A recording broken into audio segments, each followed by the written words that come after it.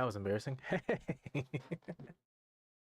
Happy New Year, everyone with the BAFSAF family. Welcome back. We are on the first episode of BAFSAF for the year of 2024. Remember, BAFSAF is be a friend, seek a friend, and that's what we're here for, to help others or to help ourselves get help. Hold on, it's a little quiet here. There we go.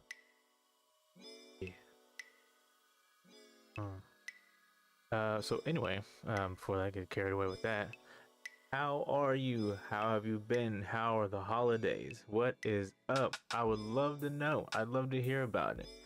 Let me go ahead and get this pulled up on my end. So, I can initiate guest appearances once again. I'd like to go back to doing that. I haven't really given myself the opportunity to allow that to happen, and I don't like that. Not one bit.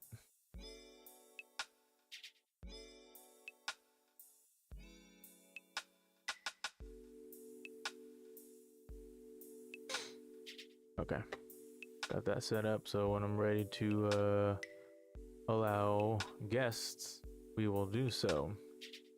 But until then,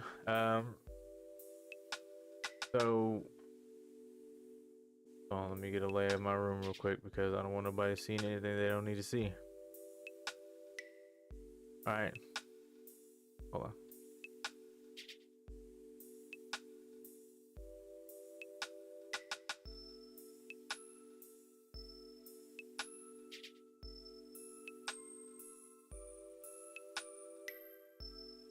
Creepy, right?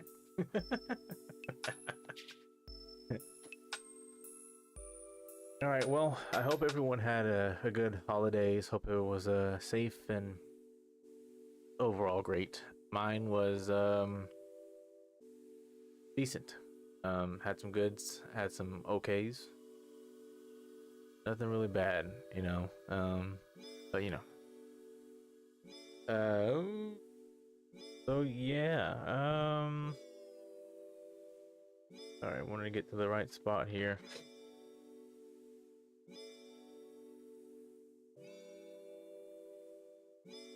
Okay.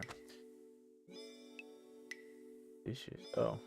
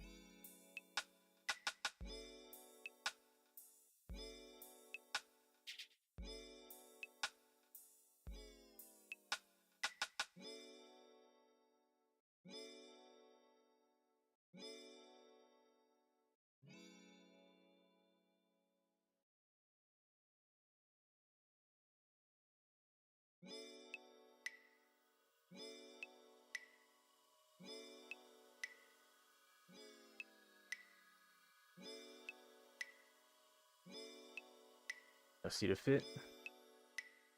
Dripped, decked out in Michael Kors Christmas gift. I can stay fly while I'm trying to be comfortable, you know? I dig it. So yeah, holidays holidays were good. You know, I wanted to kind of see where everyone was, you know, like getting everything for Christmas, but that was last year. We're on to a new year.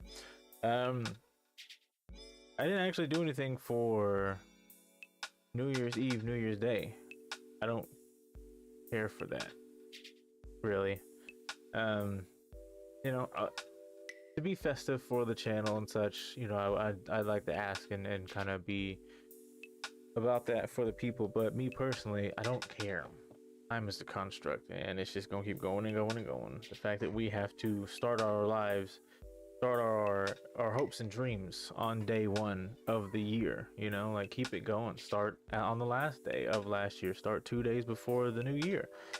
I don't know. I think it's just being able to change the mindset to saying, hey, we can be a little more progressive, but that's what we're here for. We're here to learn all that. We're here to understand it's easy, it's okay. You know, where we're at in our place in time, no matter how old you are. Yes, tomorrow is a different day, but you can always start now. And starting mentally, starting emotionally, starting physically, whatever it is, it can happen now for the most part. I don't know. I don't really know what you're trying to start. So, it could be like, oh, I'm trying to run a Fortune 500 company. I don't know what that looks like to start, but maybe write something.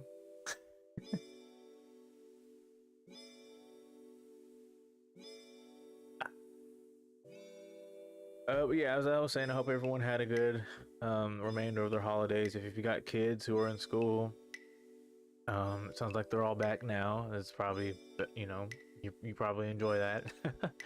um, what I wanted to discuss is that this year, with it being the start of the new year, going back on my word, but since we all tend to have a point where we start everything, we start anew, start fresh, I wanted to take this year to kind of not only help others but help myself level up in a sense, like have a personal growth. You know how every year we would hear people say, "Oh, this is my year. This is my excuse me, dinner. This is my year. This is my year," right? Well, I want to help make it your year.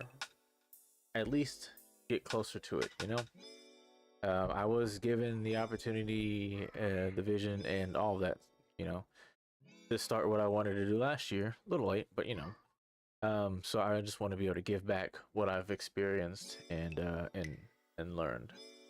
Same thing, but But we're not gonna get into anything until we do the weather. Oh yeah, and you're gonna want to know, because here in Wichita, in the Midwest area, we are in fact getting some snow. I just found out like 3 minutes ago, 10 minutes ago, that we're getting snow.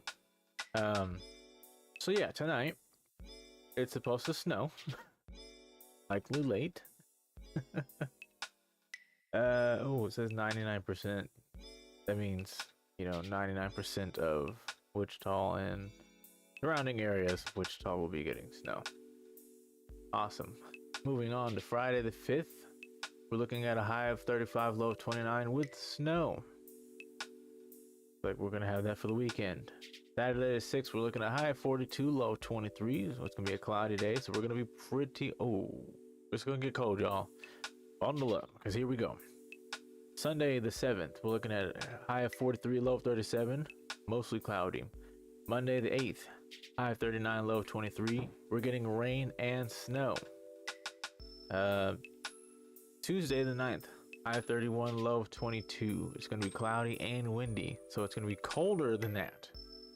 Wednesday the 10th, we're looking at a high of 43, low of 25. We've got some sun coming out for the week. Moving into Thursday the 11th, high of 33, low of 15. Got some sun. It's gonna be okay. It's supposed to be pretty cloudy for the next 2 weeks. With some chances, some sun here and there. So moving on to Friday the 12th, we've got and here's where it gets cold, people. High of 25, low of 12. Saturday the 13th, high of 25, low of 9. Sunday the 14th, high of 22 and a low of 9 for that, and Monday. Bringing it in on Tuesday, on the 16th, we have a high of 25, low of 10. Wednesday, the 17th, we've got a high of 26, low of 13. And then to round up for the Thursday, when we return on BAFSAF, high of 28, low of 15.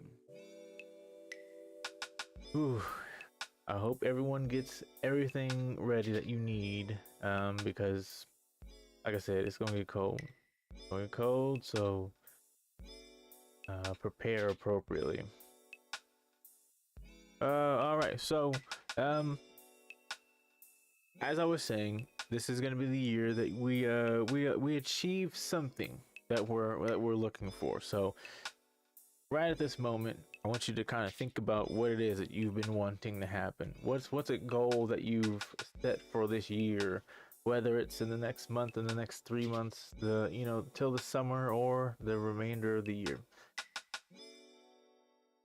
And I want you to put that energy towards me in this channel. We're gonna figure out how we can help each other out. I have my hopes and dreams and goals. Hope you have some of your own. If not, we can think of something. But it doesn't have to be anything big. It could be something small. Like for me, I plan on getting Tekken 8 this month. It comes out. What is it? January 26th. So, see, but that's a small goal. It's a bit mid for me because I'm not the one working. So, if it's in the cards, I'm gonna get that. But we'll see. Or it could be something big, it doesn't have to be as big as that Fortune 500 mess that I was spitting earlier. But, if you're trying to start a business and maybe you're having some issues mentally, like there's a block, or maybe you're having trouble believing in yourself to take the next step, I want to be able to help the best that I can. I understand I'm only 30.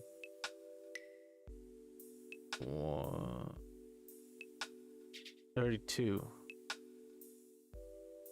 And I don't know everything. I'm not gonna act like I know everything. I've seen some things.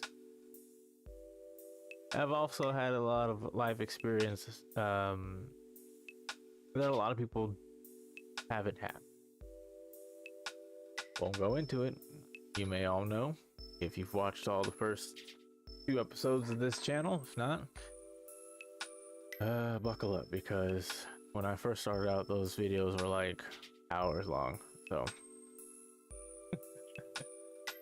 but just kind of give you an idea of what I'm reaching for the year. I've gone over it, but I don't mind doing it again. So for me, I want to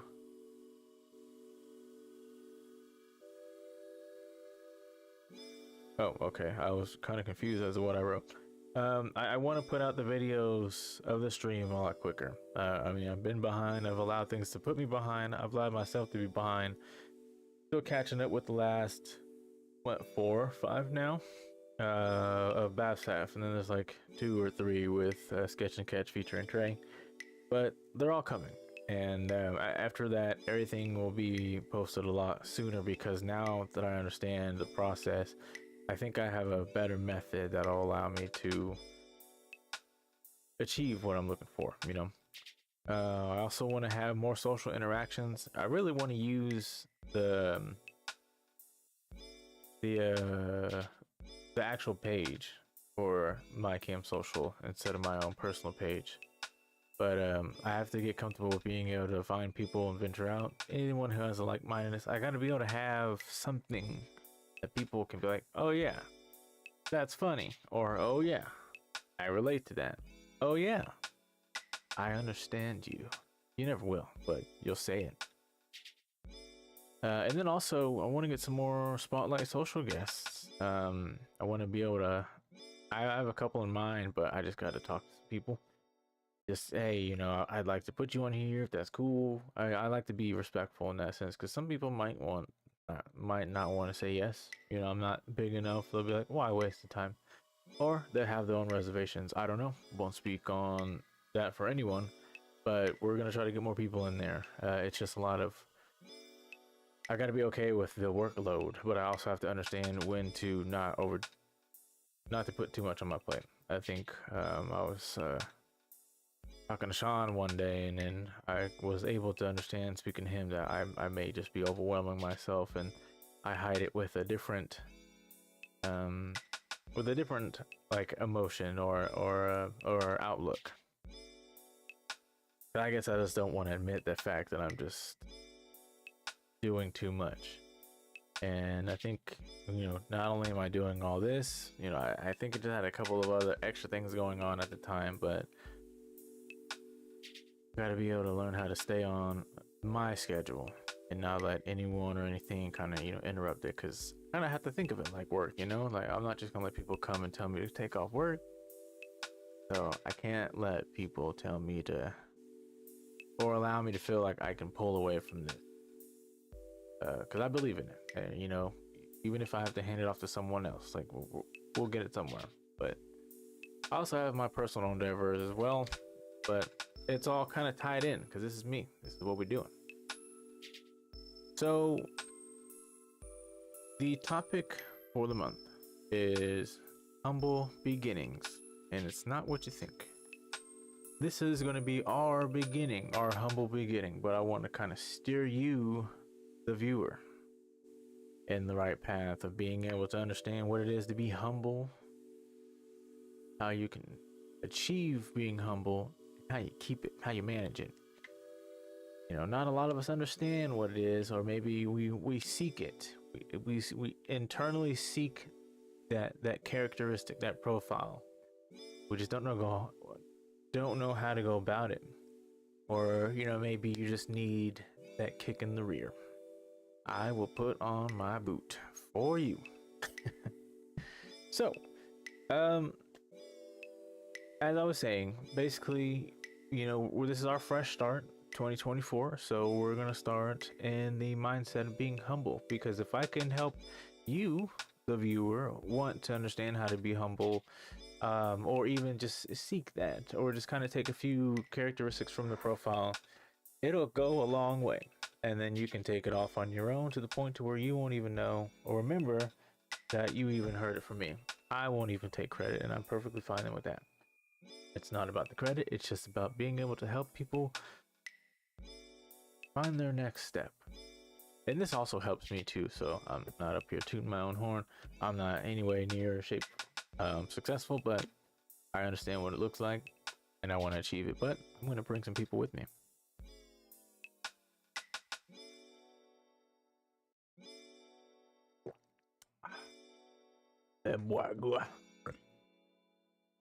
All right, so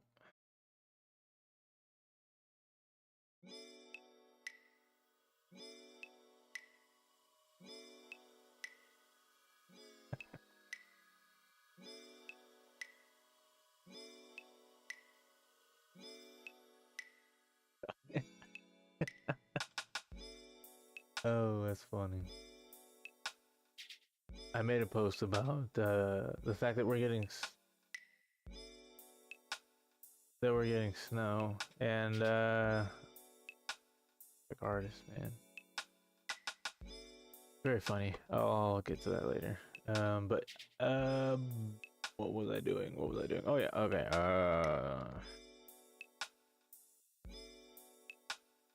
Here we go.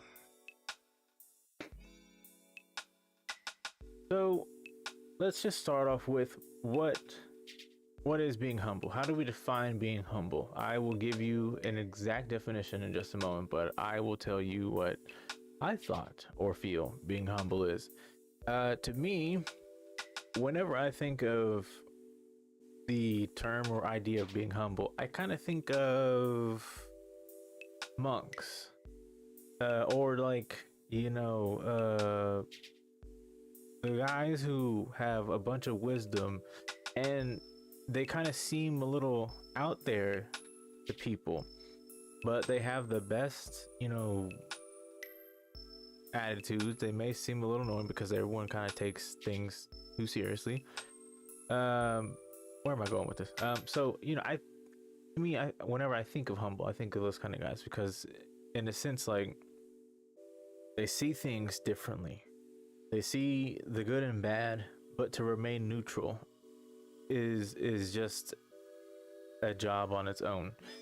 It's easy to, lean towards a good or a bad, but when you can remain neutral about most things, it kind of gives you this ability to, I don't know. I have a headache. Okay, hold on. Um, so when you remain neutral, in your humble light or glow, it kind of gives you the opportunity to and the ability to see things more thoroughly. There you go. See things more thoroughly. Uh, there's a sense of judgment when it comes to having to choose a side. Then you just kind of gravitate towards things, and you kind of alleviate away from being able to understand a situation or person with a little more clarity. Um, Not only that, that's part of being humble, but I think being humble in a whole sense to me is just being able to appreciate and understand what you have with no expectations, and as well as people, being able to appreciate and understand people. I mean, it's just when you talk about being humble, it can be so broad. So I guess I have a hard time trying to put it into one whole definition. But luckily, like I said, we're gonna actually find what the definition of being humble means.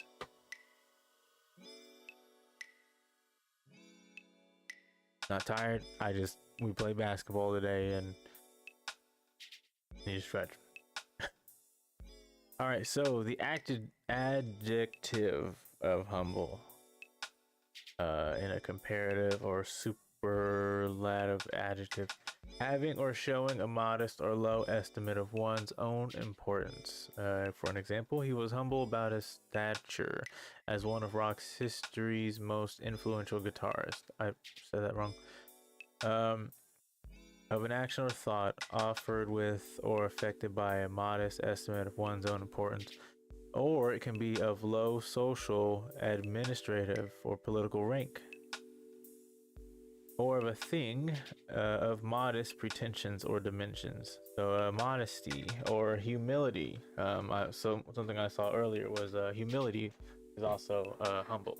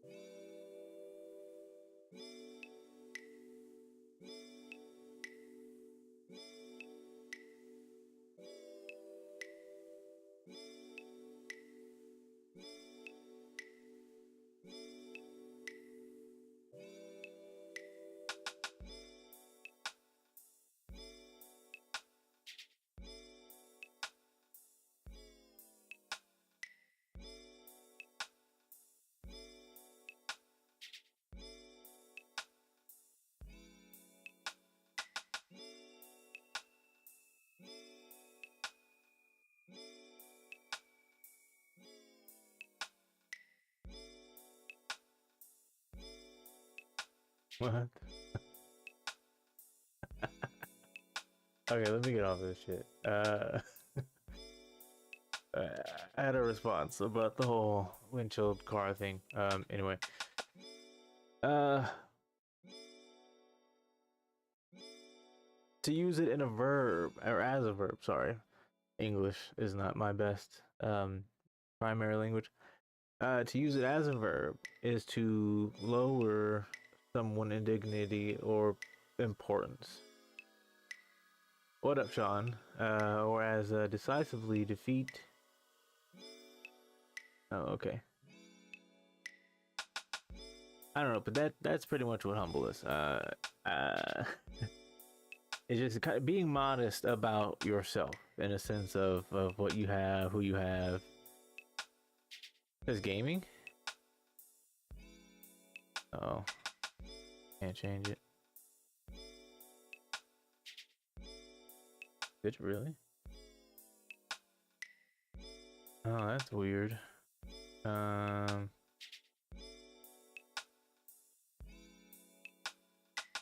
Okay. Thanks for that. Let me change it then.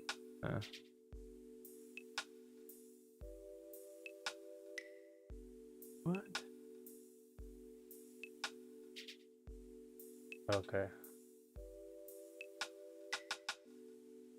Easy fix.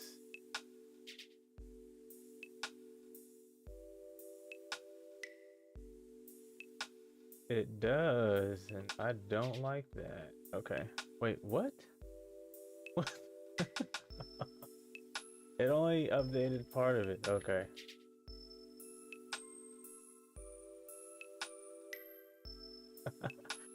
I changed it too. What the hell? I appreciate it, brother. I appreciate it. And welcome, welcome, welcome. Hope you had a fantastic New Year.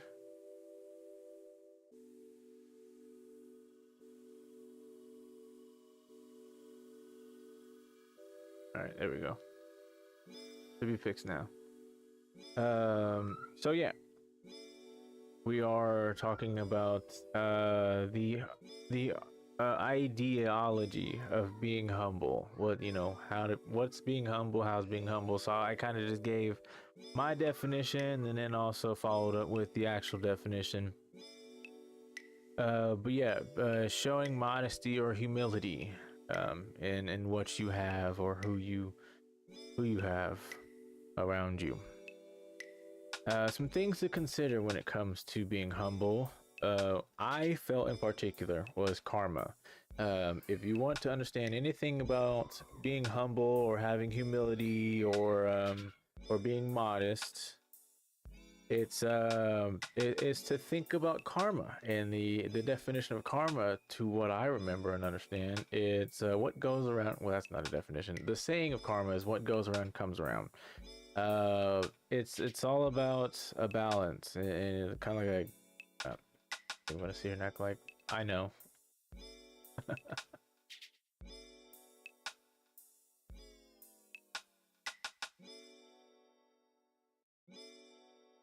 Okay.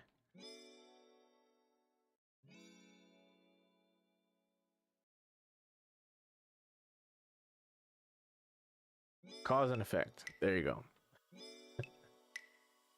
It is a term used, or it stems from Hinduism and Buddhism, but it's a sum of persons' actions in this and previous states of existence, viewed as deciding their fate in future existences. Also, destiny or fate, following as effect from cause and effect.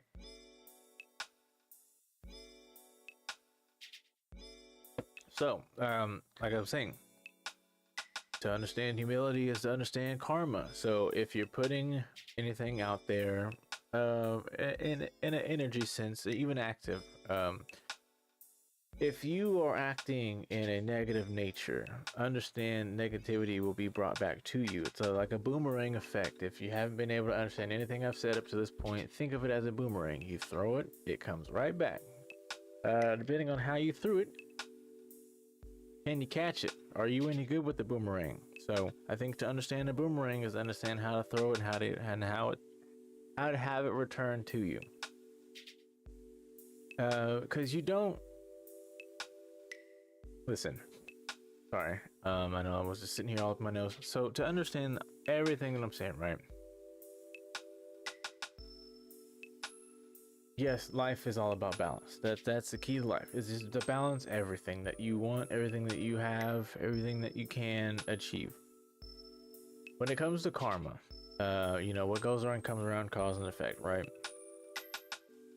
You're not meant to do everything perfect. You're not meant to always be right. You make the mistakes so you can understand how not to make them, or how to see that they're in the midst of being made so you can correct them. And not only are you correcting yourself, but you can allow people that you meet or know to understand how not to get themselves in those situations as well. And that explanation in turn can also be good karma. You know, say, hey, I did this, but to help you not ever get to that point, look for this, look for that, don't do this, don't do that. That's a sign of good karma, because you're putting out that good energy for it to return back to you.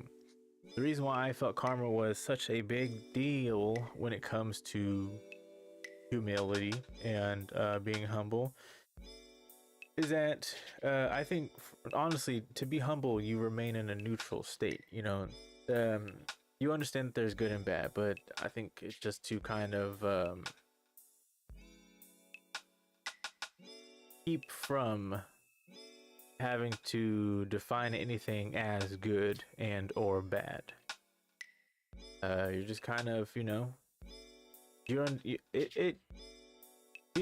I think being humble has levels. It does allow to promote an understanding of people and life in general, more of which we'll get into here in a moment. But I think personally, when someone is humble enough and you have an understanding of how the world kind of operates and how history repeats itself, not just in events, but people as well.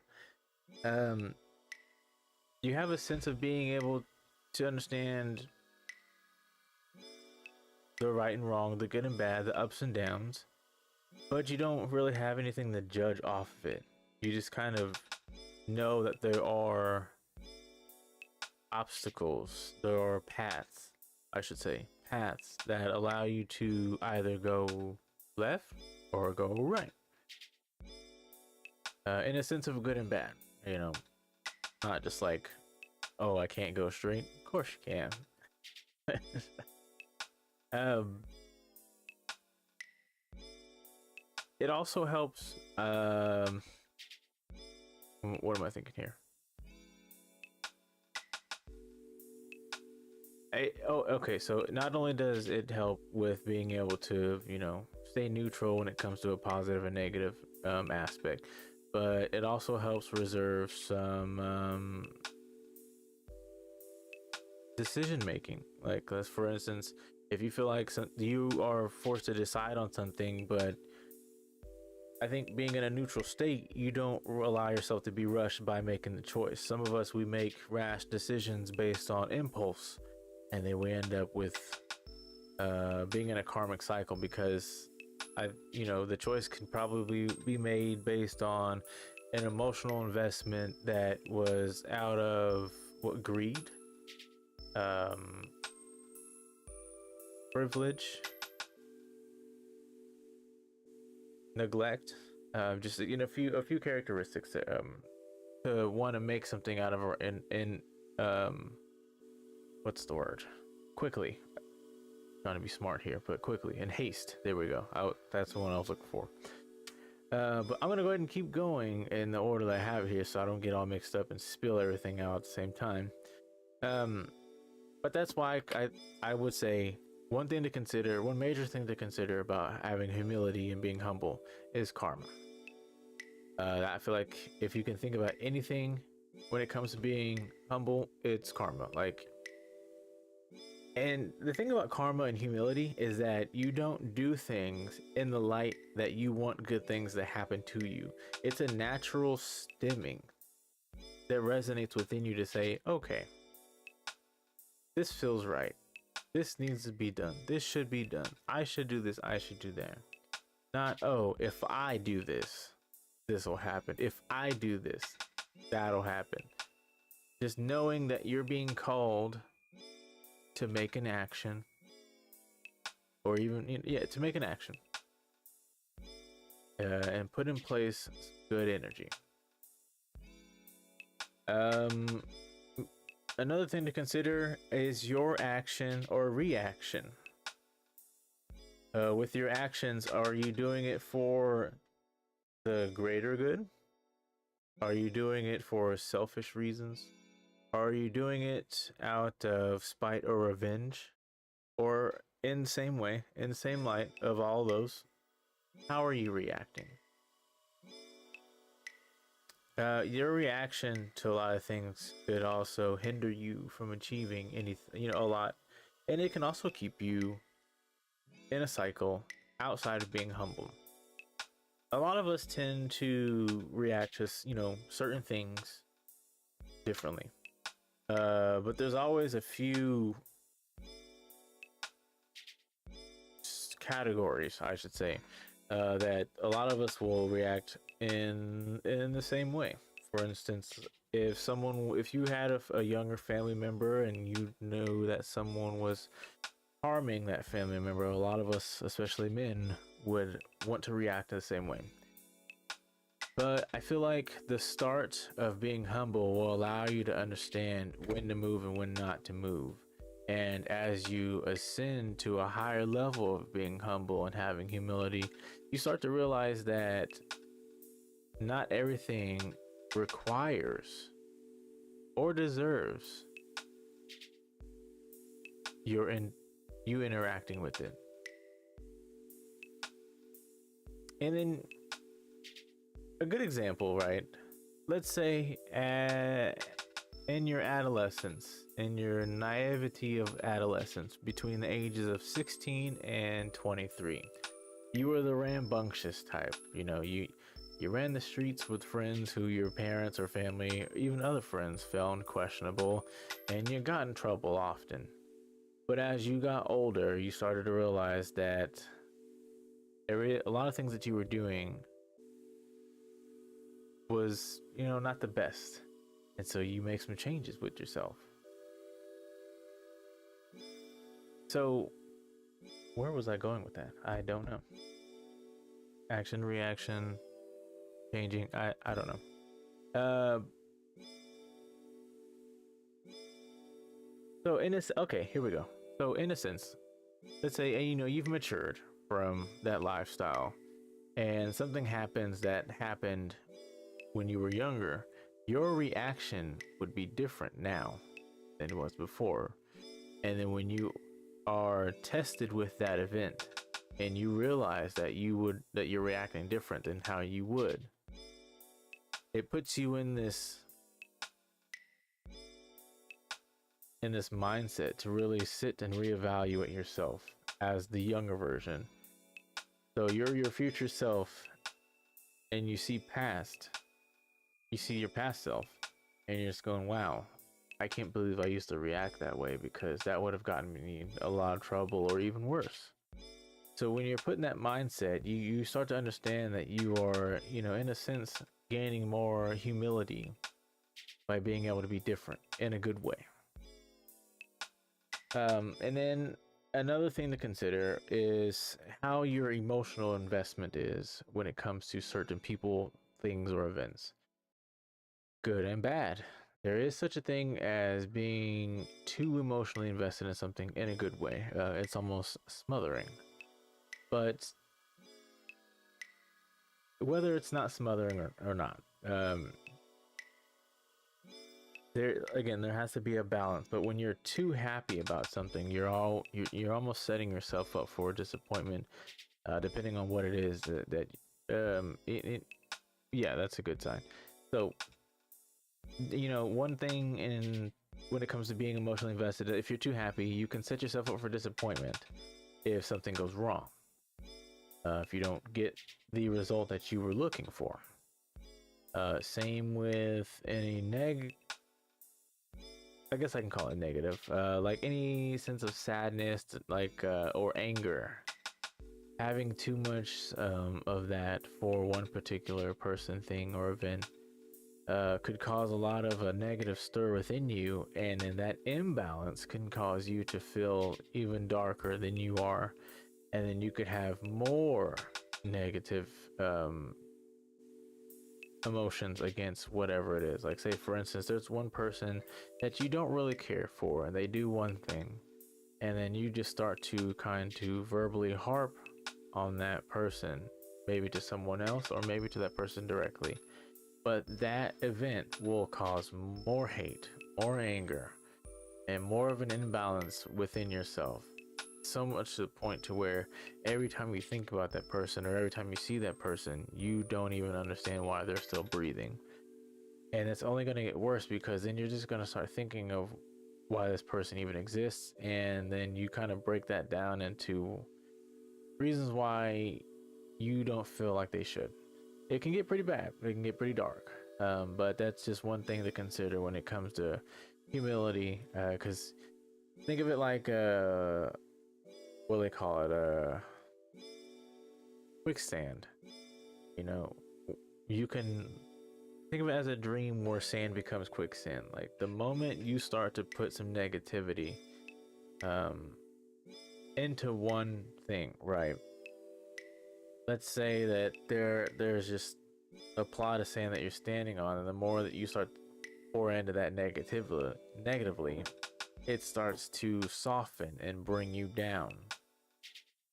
And then it will get harder for you to try to stay above surface, and then having to get your way through the quicksand. The deeper you've gotten, the harder it's going to be, eventually to the point to where you're just under it all. There is a way out, but at that point it's so dark you probably just can't even remember where out is, where up is. And those points are tragic, because we may know one or some people who've gotten that far, maybe ourselves, but it's never too late. The thing is that when that sand has softened, nothing has ever made it hard, only the fact that you can't find a way to climb up. But once you start turning things around, things will be able to start be easier to climb out of that sand. I don't really have the best way to say how it's easier to climb out of it, but you know, I think the best way to put it is that no matter how deep you are, the best bet you have of getting out of that sand of darkness is turning things around. Because once things turns around, you'll find a solid foundation beneath you that'll allow you to push yourself up, and that foundation will actually rise with you on top of it, to the point to where you can become above surface again. Boom, there we go, back on track, baby, back on dizzy. So with that being said, let's go ahead and so a few things that I wanted to discuss today about being humble will revolve around money, relationships, work, life, and material. I am going to have to freestyle work, life, and material, but I've kind of got some things down for money and relationships. And in relationships, meaning, you know, friends, family, love, pets, whatever. Not just, you know, love.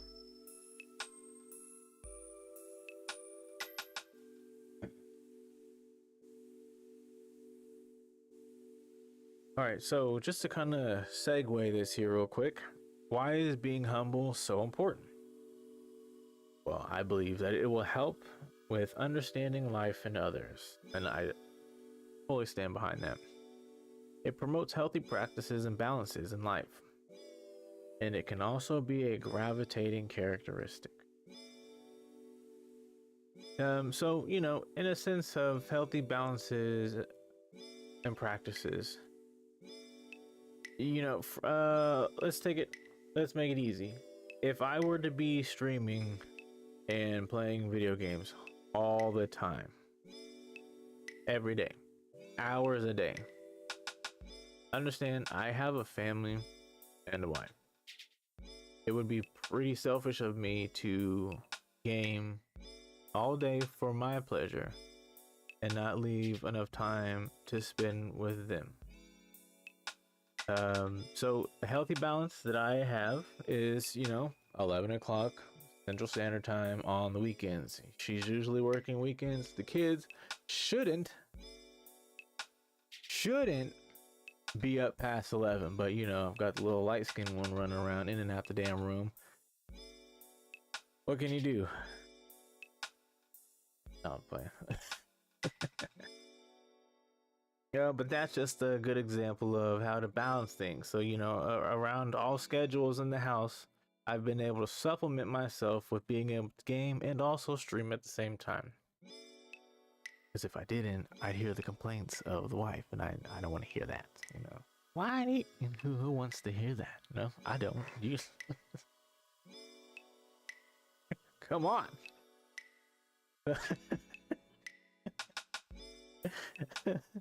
But you know, outside of me and gaming, you know, let's say a way to balance is like, let's say you have a thing for shopping. If you're single and all you do is hang out with friends, you go, girl.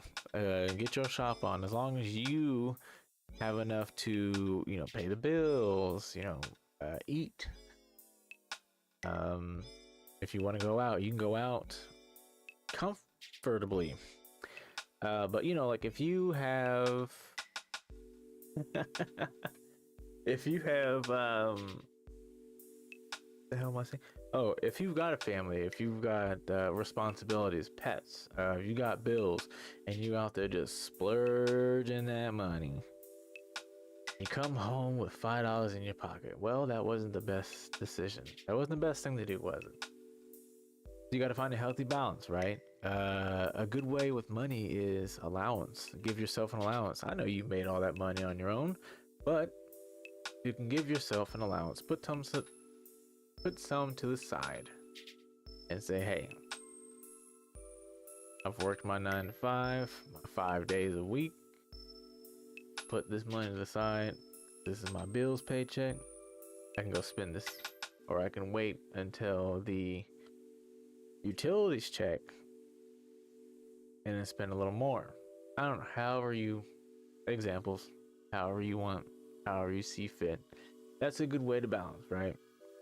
And then, you know, when it comes to being humble, it creates this profile within you that people gravitate towards too. Because you have this light that everything is okay. Even in the darkest of times, people know that everything can be okay when they're with you, when they speak to you. And yes, let me say this right now.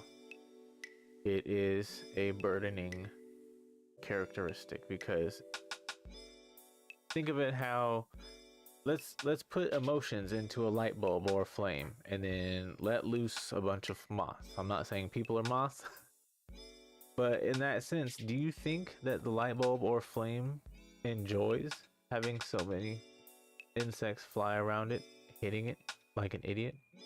Light bulb, moth, why are you still hitting me?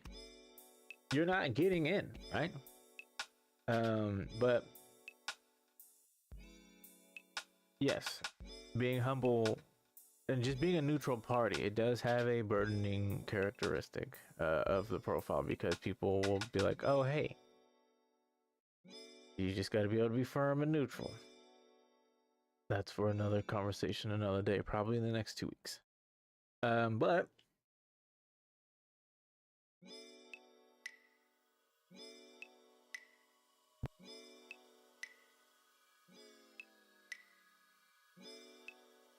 damn it, kids. Yes, you can be the life of the party just by doing little to nothing. Or, you know, you could just be the relief that people need when things are bad. But it's definitely one that it's not also gravitational, but admired. People will also try to want to be like you. That's humbling, yeah. But yeah, we know some people like that. It could even be you, but you may start to understand, oh, why do I have so many people who want to be around me, talk to me, want my attention all the time? I just want some peace. It's because you have this energy that they want to feed off of. And it's weird to say in that sense, especially people that you think are good, but they like you a lot. When you're able to feed people that kind of energy, they'd have to understand how to receive it, because if they're just receiving it as nourishment, they're going to need more. Because that means they've just opened up an unsatisfactory hole that can't be filled. It will always need to be replenished. But if they receive it in the sense that they are learning to gain wisdom from you, then they close that gap and then they start to fill. But the thing is, when it comes to them feeling that container within them, it expands so they have more to give, not just back to you, but to other people, because that's what knowledge and wisdom does. It expands everything within you so you can learn more to give more. Sean says facts. Thanks for that, brother. So let's get into it, right? Let's go ahead and start off with, since we have income tax time, income tax season coming around, let's talk about humble money. So I think to understand humility and being humble when it comes to the economy, commerce, money, finances, bada bing. It's not about the amount. I think you have to understand the amount that you have, and this is not for everyone. I'll just start by saying that what you have, you should be able to utilize to get what you want. If you don't have enough to substantiate what you need or what you want, maybe you might need to let some things go. I will say this, and I will always say this: anyone that's in America that doesn't seek how to survive outside of the normal way of living is all privileged. We are all privileged, because if you don't know how to, and I'm sitting here saying if you don't as if I know. I don't. I'm learning, but I want to learn just in case anything happens. If you aren't allowing yourself to learn or understand how to survive outside of the materials that are provided to us, then you have to understand that you're privileged. Like, let's say, for instance, easy one for me. I've heard some rappers throughout time say that they've never had a pot to piss in, meaning they didn't have a toilet, which sucks, right? Because if you think about it, when the first toilet was created, it made it so much easier. But to remember how they used the restroom before toilets, holes in the ground. It was so serious. That, or behind a tree or something, I don't know. But like, understanding that a toilet is nothing but material for us.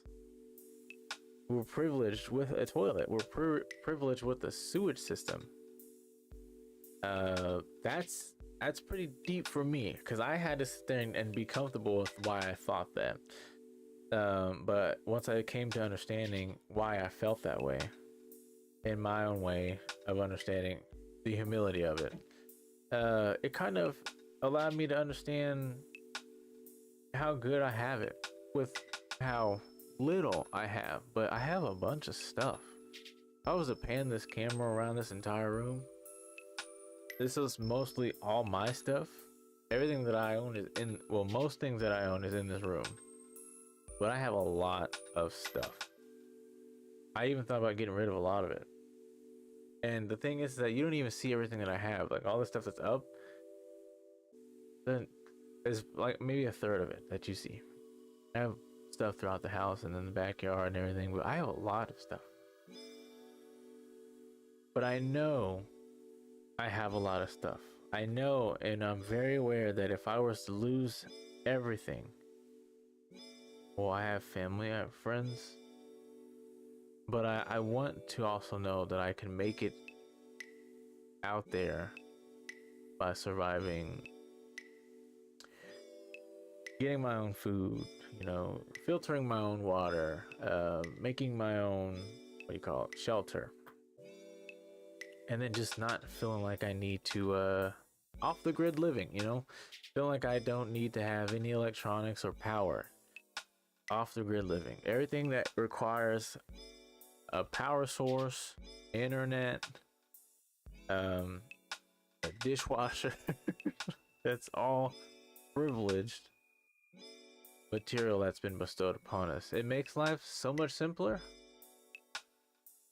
but so much more to manage and keep up with.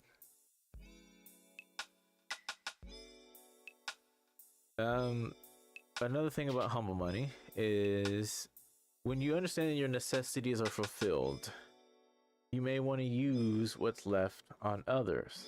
Holidays is a good example. Throughout the year, you might save up, or you just might work a little extra around the holidays so you can buy people gifts. But that's kind of like where I'm at with that point. You made enough, and you're like, oh, I can get a gift for this person, get a gift for that person. Everyone in the house gets 3 gifts, but outside the house, we'll give one person each gift. And then you start listing out who's outside the house. Holidays are always a good example, because if you're doing it out of the genuine kindness of your heart, that's very humble. But then there's people like, oh, if I get them a gift, I will expect one back bigger this year or next year. That's a waste of money. To give one just to think that you're going to get anything bigger in return, that's a waste of money. Just go buy it yourself. And then the idea that people think that they are to receive a gift even though they given a gift. Just the fact that like, oh, no one got me anything, but I gave everyone else a gift. That's why it's called a gift. Because you give it without thinking that there's going to be a return. If you wanted a return, then it would be a trade. It wouldn't be a gift. So by then, there's no point in wrapping it. Just say, here, now where's mine? Or hey, let's set something up. I go buy you something, and you buy me here what I wanted. And then you trade. But then what's the point in trading? Because you can just buy it yourself. And then also knowing that you didn't receive a gift, but you're appreciative that people around you receive gifts. You can enjoy the fact that people are still in their hearts practicing the ideology of being able to, exchange gifts, especially for kids. When you can be the one and just sit there and watch people open gifts and watch the reactions, and you just go, this is nice. Or however it is you feel. I don't want to say how you feel. But when you can be the one to sit there and just watch people open gifts, and there's just, there's no hate, no negativity, no I wish, I should have. You just bask in the moment. That's humble.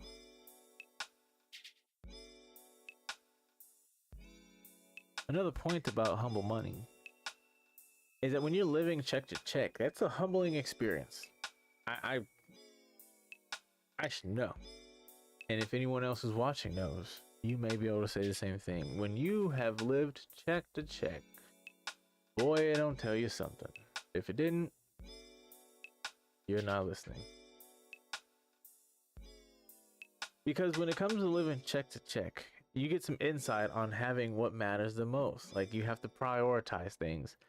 Okay, I've got the water bill paid, got the electricity bill paid, rent's due, got that taken care of. Need to go ahead and grab some of these little groceries so I can eat. Don't want to eat out because that's way more expensive. And then here are all the extras. Internet. We'll go ahead and put phone in necessities because just in case of emergencies.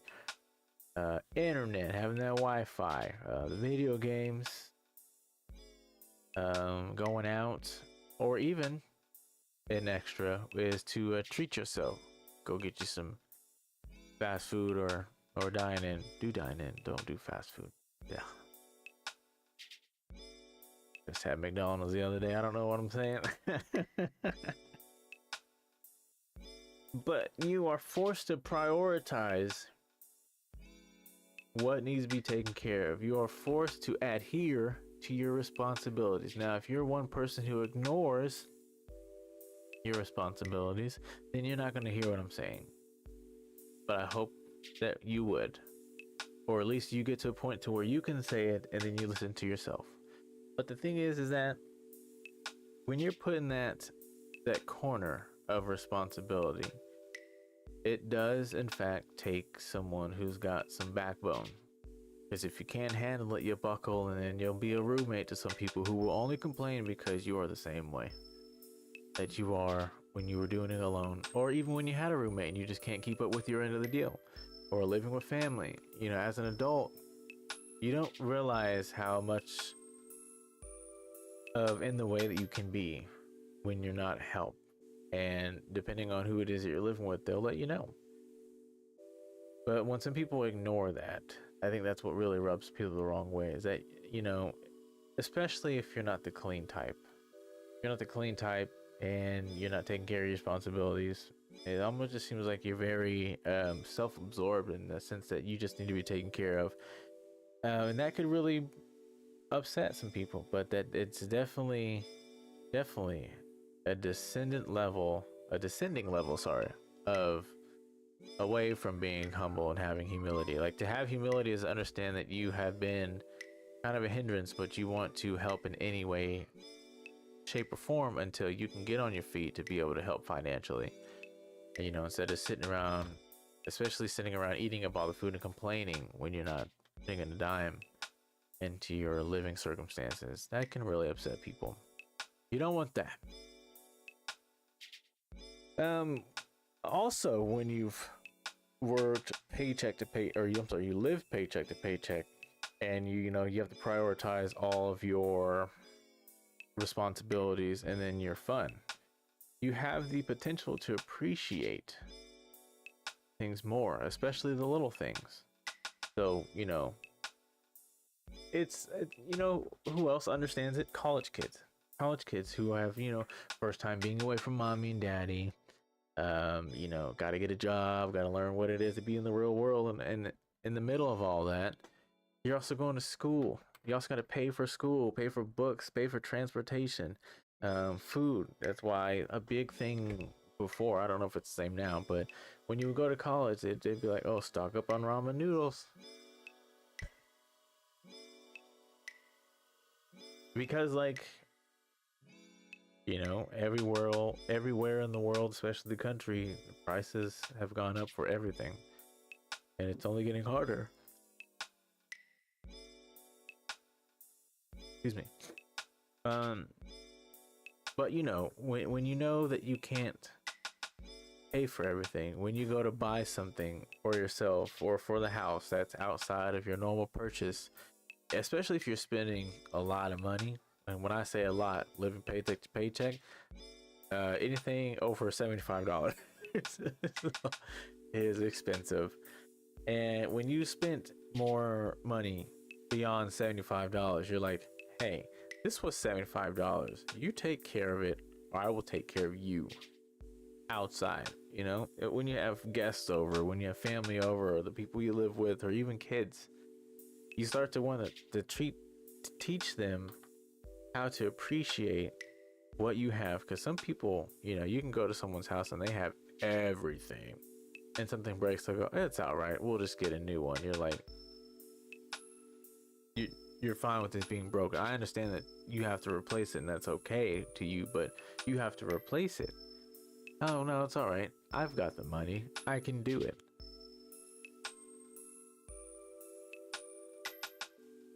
I would be flabbergasted to hear someone say that.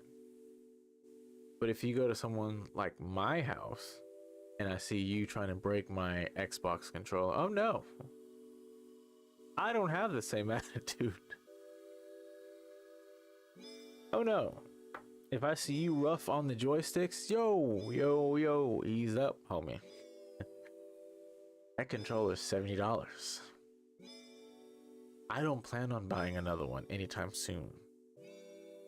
Ease up or put it down. Cause not rich. And look, replacing a controller, even if I did have it, that's time. That's ordering it or going to go pick it up, bringing it home. Hopefully I got one that you can charge. Put it on the charging dock, let it charge, or put some batteries in it. And then you have to connect it to the console. And then you have to play a game or two just to get some use on it, to make sure you know all the buttons work.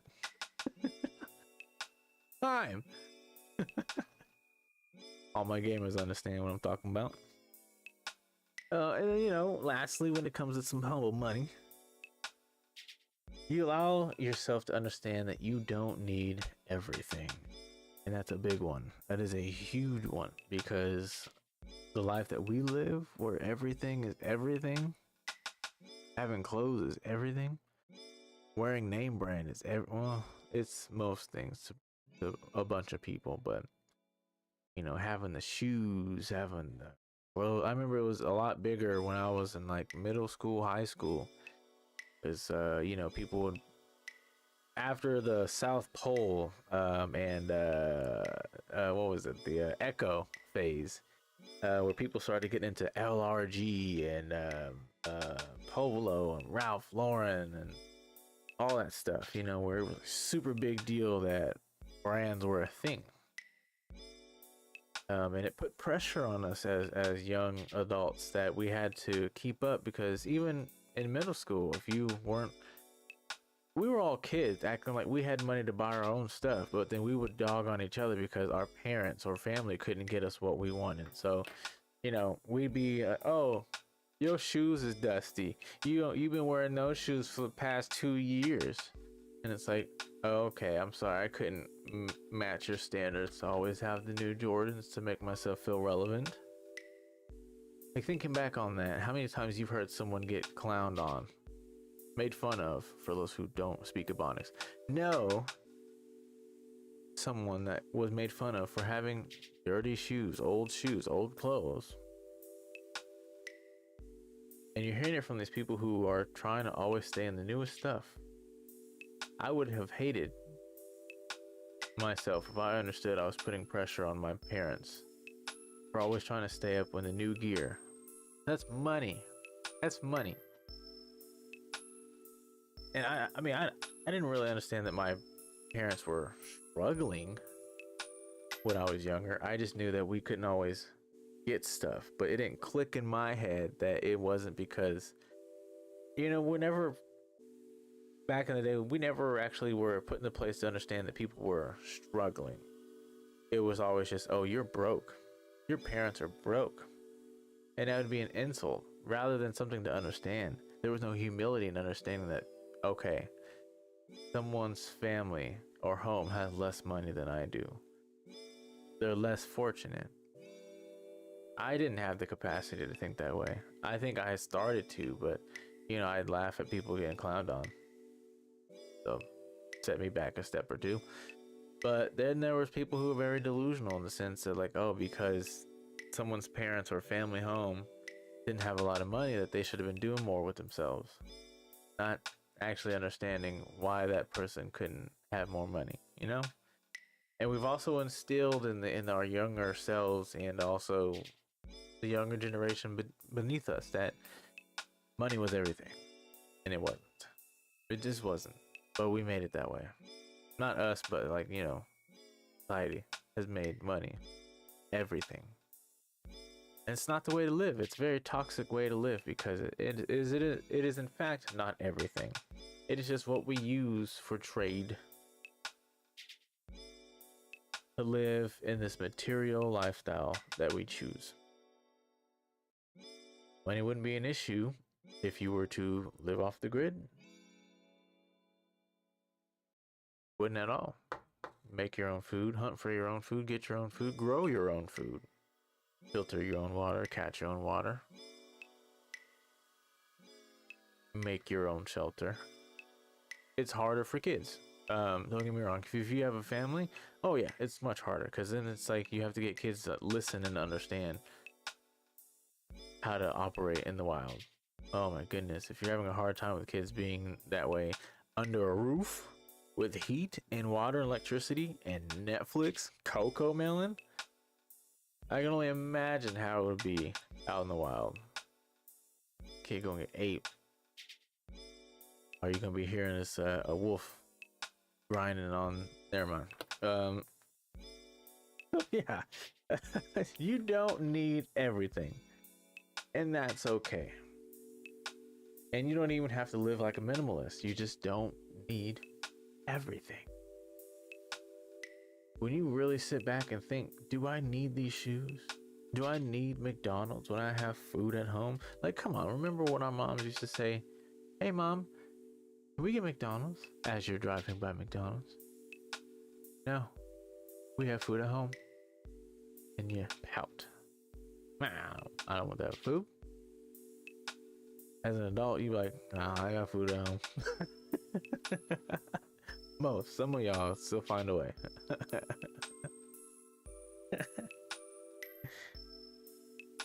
Moving on. We're going to talk about humble love. Relationships. How to be humble in relationships, whether it's friends, family, or the love of your life. I feel when it comes to being humble with love, if you reach a point where you can express your emotions in a healthy way, you understand just exactly what you seek in a partner, friend, or family bond. John says sometimes enlighten, sometimes on what?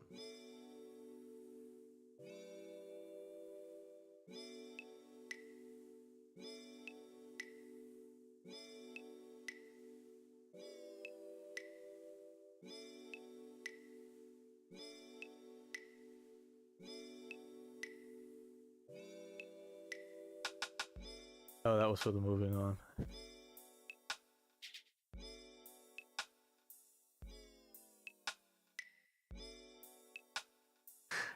Oh, for the fast food?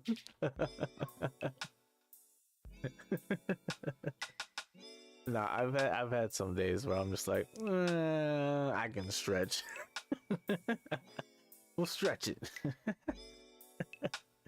Not the best mindset to have. But, you know, treat yourself and all that jazz. Man, you know what I'm saying? All right, so humble love. Not only can you begin balancing your wants and needs, but also help those in need. So, wants and needs, let's break it down. In a relationship, you have wants and needs, desires. Let's make it easy, shall we?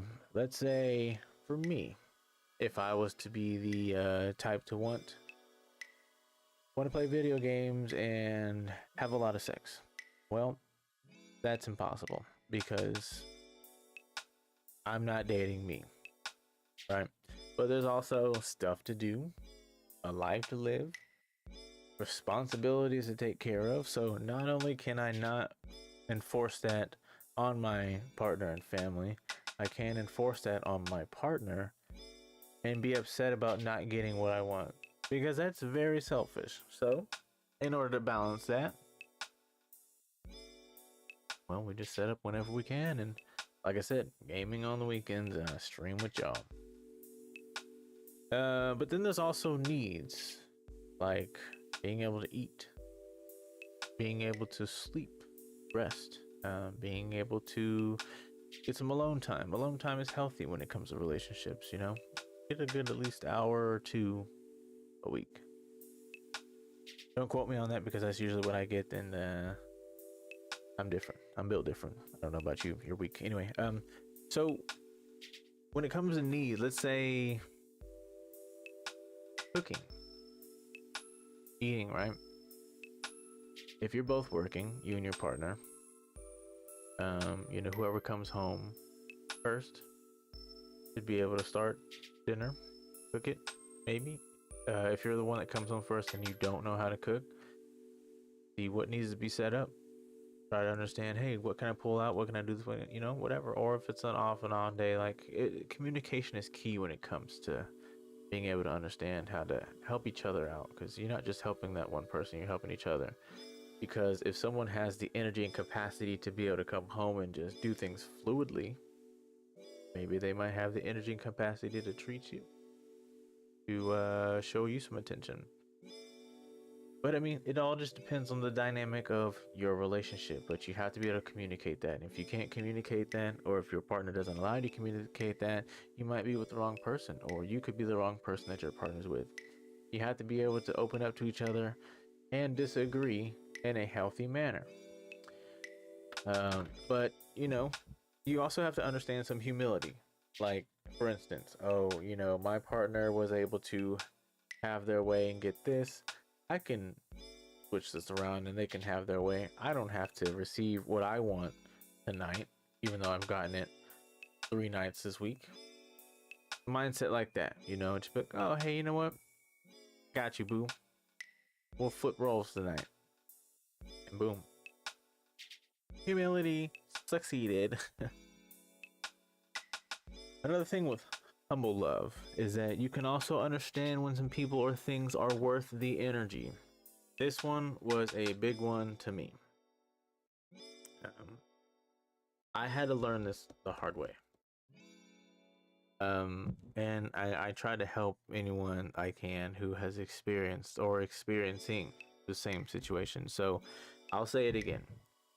You can also understand when some people or things are worth the energy. I don't think I have to explain why it's big, but I will. There's this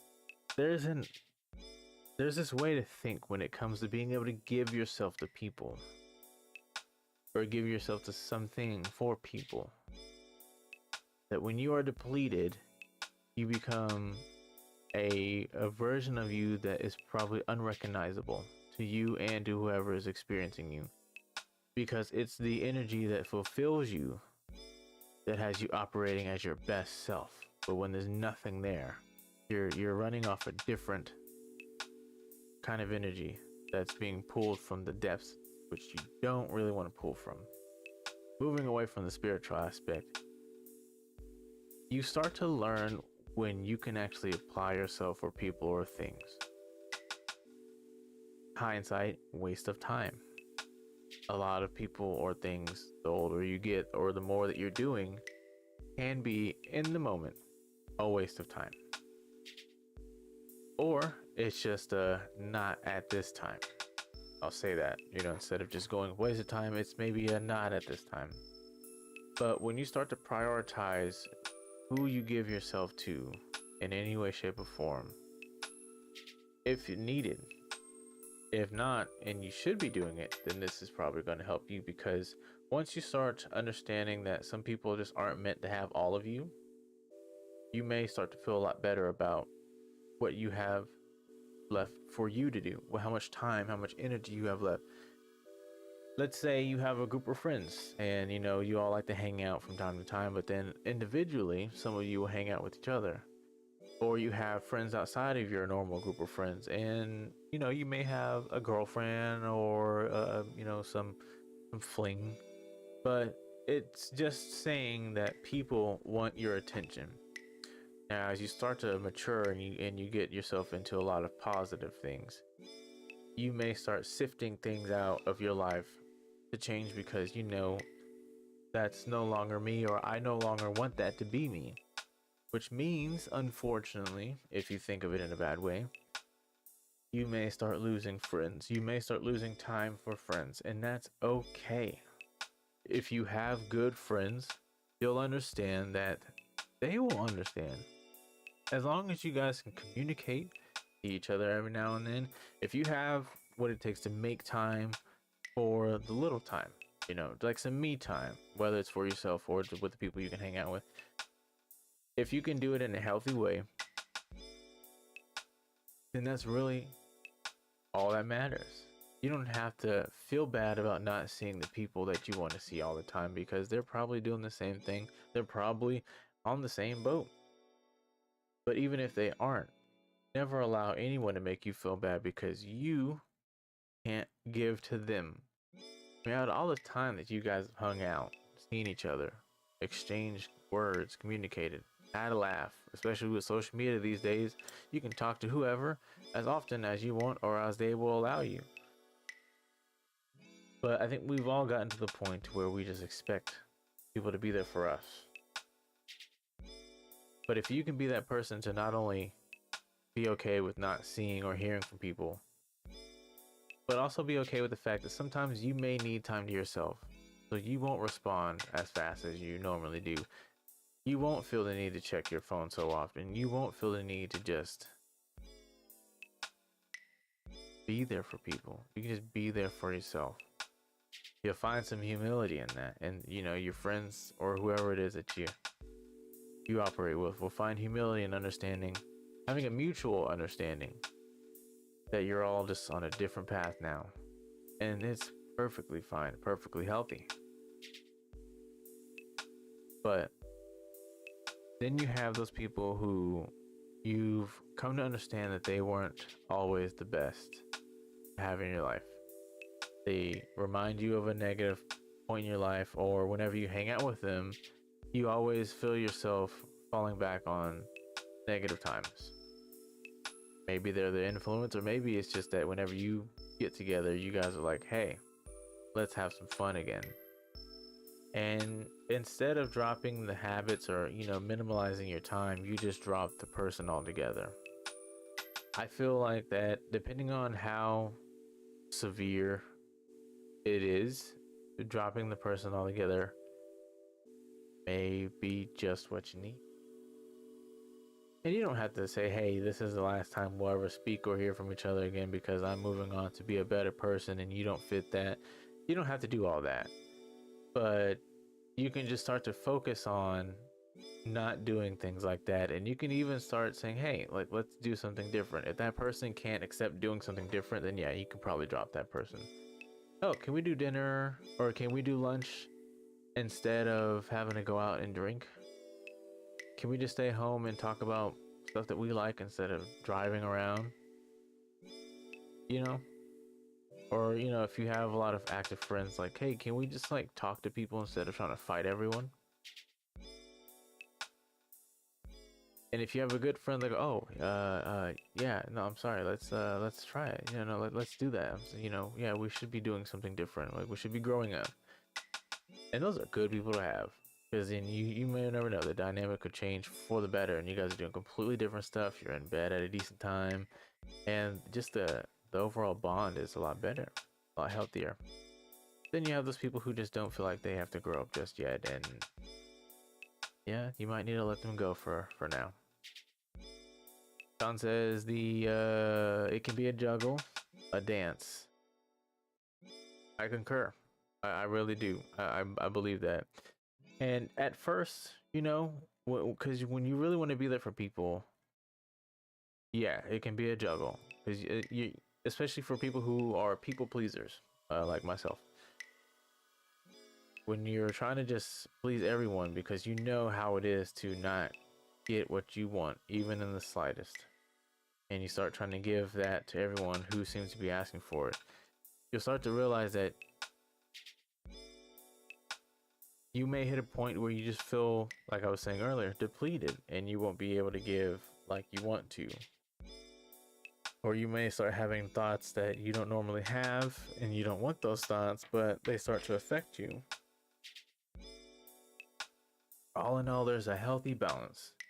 And if you have friends or family who can't understand your balancing because you like to take the mental health approach and understand you got to take care of you before you can take care of anyone else, if they can't understand that, they were never true friends or family to begin with.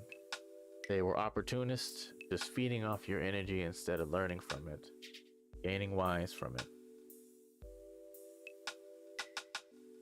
And those you might have to put at a good distance, just until you're able to, you know, withstand what is to become of hanging out or being around those type of people.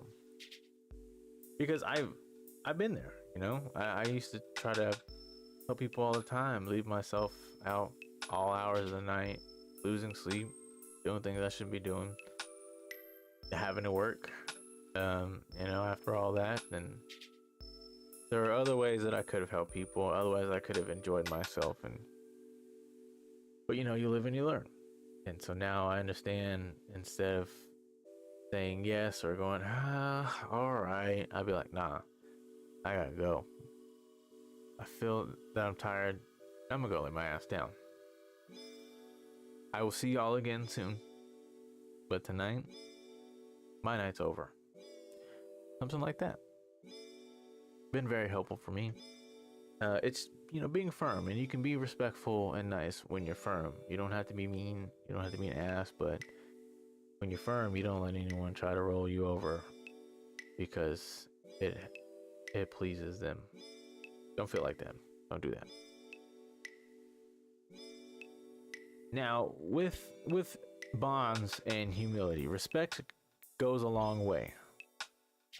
Given and received.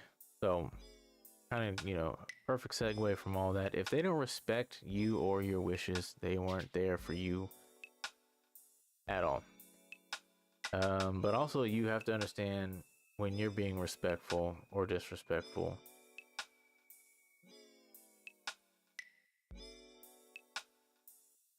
Because maybe we don't notice it ourselves, but we may be the negative trigger for other people to cut us off. I've been that person. I have. Hard pill to swallow. But also understanding at the same time, I wasn't the best person, and people have cut me off, and I'm okay with that. Gives me room for understanding and becoming better, so I don't do that to the next person. So far, so good. With it, when it comes to love, though, whether it's with a partner, friends or family, you have the when you're in a neutral state of being humble, you have the ability to understand that love is not linear. It has no linear meaning. Meaning love is in more than one form. So you can have a partner who loves someone else in a sense that, like, oh, I love them. Like, I love you as the love of my life, my soulmate, but I love them as a good friend who I know will never let me down. And you don't get jealous about that. You go, no, I totally agree because I love this person. Even if you or your partner and or your partner are saying it about an opposite sex, which makes it so much better. If my wife was to tell me that she loves another man and it was a healthy love, I'd be like, no, I get it. Because I love me some girls too. And we would talk about it, But, if she's like, oh, I love this celebrity, you don't know him. You weirdo. I've always found that I could never get with that dance, when people be like, I love this celebrity, or he's gonna be my man, I'm gonna have his babies, or like, you don't know him. That's how you get R. Kelly'd.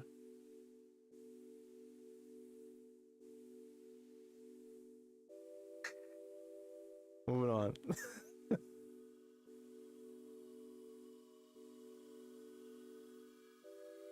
But in the sense of love not being linear, you also have the capacity to understand that it's to be appreciated, not taken for granted. And of course, appreciation is also not linear.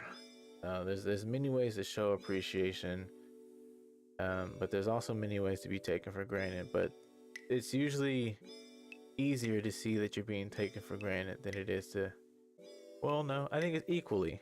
I'm gonna pull back on that one. You can equally see that you're being appreciated as well as being taken for granted. Yeah. As we all know, hearing from marriage stories from our elders, the key to a happy, successful relationship and longevity is patience. Patience tends to be a lot easier to manage when you live in a neutral state, when you're humble, when you have some humility. Because you see yourself in that person making the mistake. You see that you're only human and you're making this mistake because you haven't quite yet learned not to make this mistake. Or you may know better and you're a little bit headstrong and you had to be proven that, hey, don't do it. And so you made the mistake. Mistakes are human. Mistakes are meant to be made, no matter big or small. It reminds us not to do it. Whether someone else made the mistake and we go, oh, I don't like the way I feel about hearing about it, I will never do that. Because you just might. But when you make the mistake, you have to understand someone else did it. And it's okay. You just got to work through the consequences. It's okay. Just work through the consequences. And don't be afraid of them. They're there for us. I mean, you're not dying. Most scenarios, you're not dying due to your consequences. That's a really good thing. I think when it comes to making mistakes, you just gotta show some humility. If you know in the long run your action is going to cause consequence, I would not do it. But if it's in the mindset of like justice or civility, okay, I get it. But if you're doing it out of pure, what's the word? Selfishness, yeah, no. Consequences are coming hard. One thing I've kind of heard and understand though is that to be in a neutral state, disagreements are a lot easier to handle. I feel like once you hit a certain point of humility, you almost don't even want to argue. You hear what the person has to say, and then you understand that, like, what, no matter, depending on who you're having a disagreement or argument with, you might tell yourself, it's not even worth me giving my 2 cents. It's not even worth my input, because it'll just keep going on. You're in a point where you don't understand what I'm saying, and I'm at a point where I understand my interaction is not worth anyone's time. That prime humility.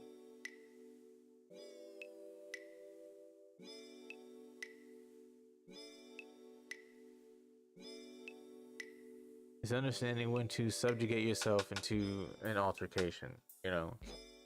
Even if it's a healthy debate, there's a certain point where you know that things are gonna arise, and you just go, you know, agree to disagree. Let's just call it and move on. And in a healthy stance, you just kind of shut it down. Humility, being humble.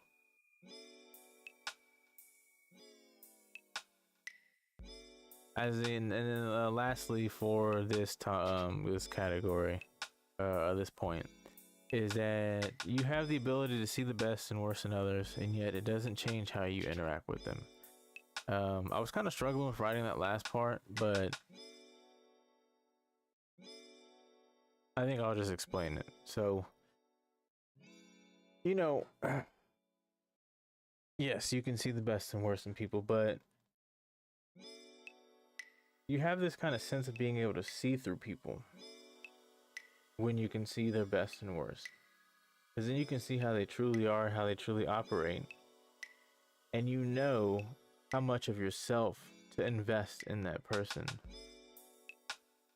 You won't change because they have their good days, or they've made a good grand gesture, or, you know, they've had a bad day and they've made a mistake and they have to go and suffer the consequences. You just kind of understand that they are human. And they are just like you. There's a little bit of you in everyone that you will ever meet, see, or interact with.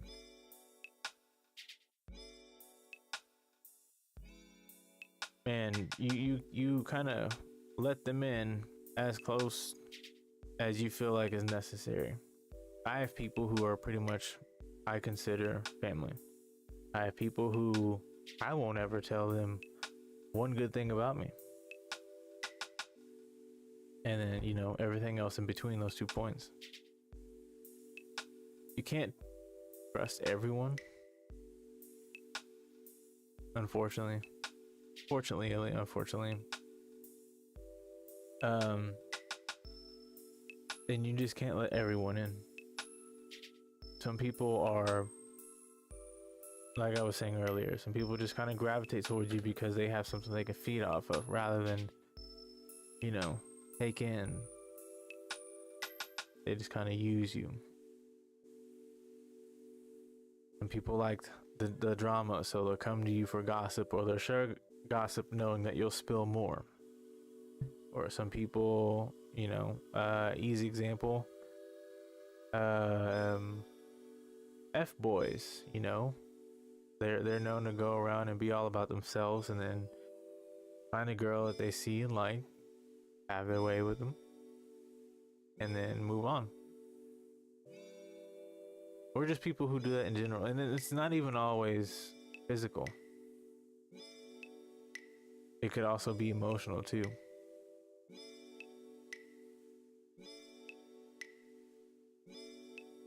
Like to be around someone who just always needs some kind of emotional validation, and once they've gotten it from you, they go, okay, and then move on to the next person.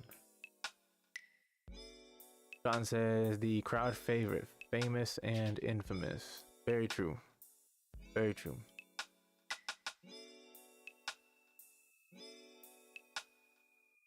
All right, so I did say I was going to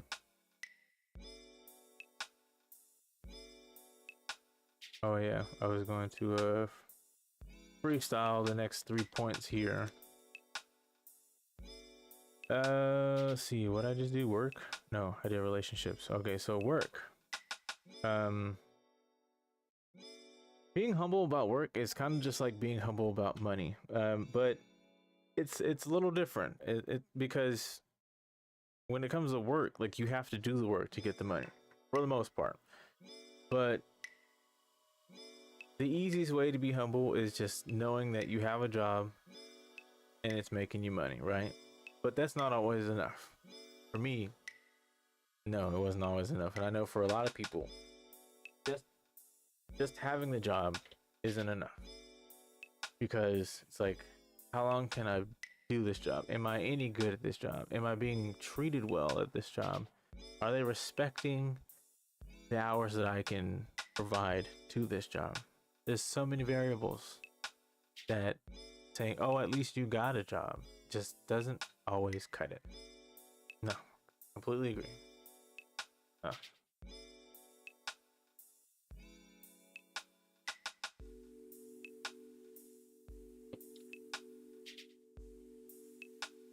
So see here.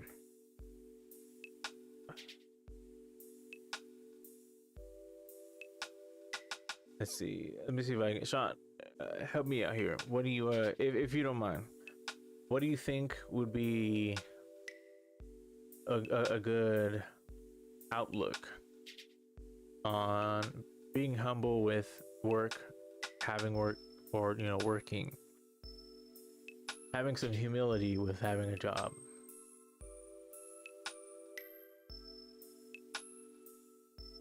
Because like I was saying, it's sometimes with some people, just having one, saying that you have one isn't enough. Like you have to understand that your being is respected. Let me see. Let me pretend as if I'm writing and the thoughts will come to me. I think I would like to write this down now.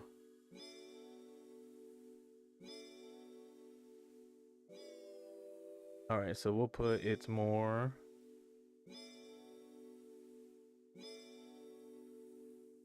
than just having a job.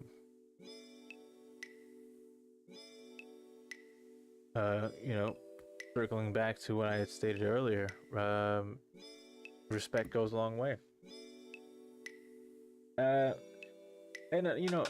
not taking advantage of the job that you have. I will be the first to say it. I've done this plenty of times. I am the guy who can find the little back doors to things, or the little the plot hole, not plot holes, the holes. Yeah, the holes that I can. What's the best way to put it? Okay, I'll just give examples. Like for instance, let's say you're gonna show up late, but the person who's very like spot on when it comes to attendance isn't there. You'll be like, I've got about 5 to 10 minutes. I can be behind, and you take advantage of that every shift that the person's not there. That's one thing. I was an example on that aspect. John says, for work and humbleness for me looks like I'm thankful I was able to eat today. That's a good one. That's a good one. I really like that one. Yes, yes. And you know what helps is that if you're in a city that's kind of heavy on homelessness, and you drive around and you see people with signs, or they're just sitting on the side of the road, or they're walking with their belongings in a cart, and they look hungry. It just kind of really, if that's not a humbling experience, then I don't know what'll do it. But if you're the type of person to look at them and go, oh, I'm glad I'm not in that position, but you look at them and go, I wish they were able to have more. You couldn't be more humble. You couldn't show more humility. I mean, other than like, hey, giving them food, giving them money for food. I preferably give them the food or water, because you can always be like, oh, I don't ever know where my money's going if I give it to them. Well, that's the thing. You give it to them, they get something. If they do the wrong thing in getting something that they shouldn't be getting, then that's something with them. But then maybe next time you get the food, you get the water.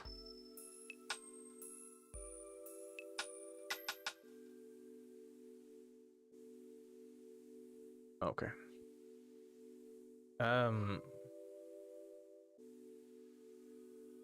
That'll come back to them. There you go. Yeah, there you go. Yeah, because that'll be their karma. Hey, somebody gave you this money to go eat, and you went and did some other stuff. So it'll be, yeah, because that'll be a karma point that really hits them. Is that it's like, and understand, like, yeah, I feel like there is such a thing as karma points, because if you've done enough bad, well, bad will continue to happen until that's balanced out. But if you've done 2 bads and 1 good, well, you've got 1 bad coming your way, and then you can just balance everything out. John says, also, here's the thing as well. Okay.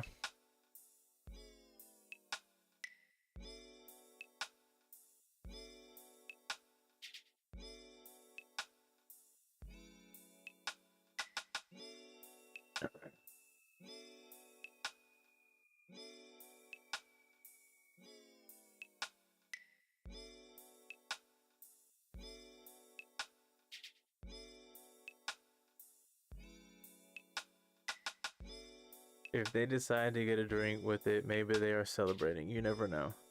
That's true, and that's a good outlook. That's a neutral state to be in, because you can go, oh hey, they're gonna get food. They're gonna do what they're supposed to with this money I'm giving them.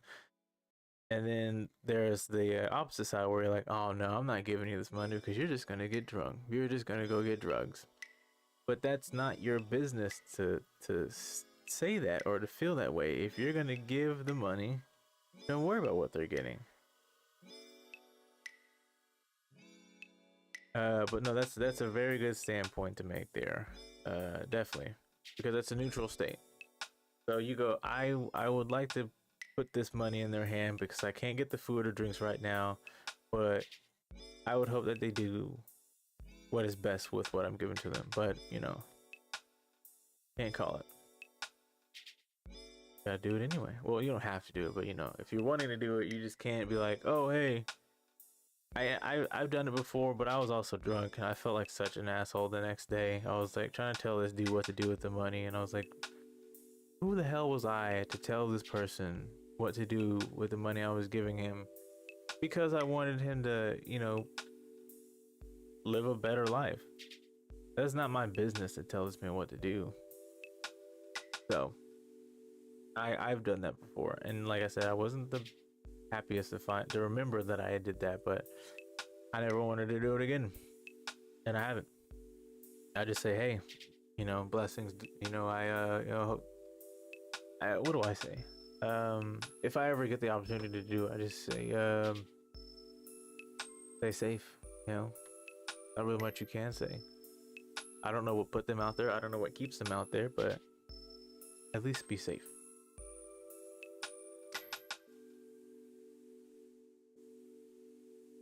John says food and drink, never says the type of drink. Oh, and one last thing with the money. Okay. Uh-oh. We got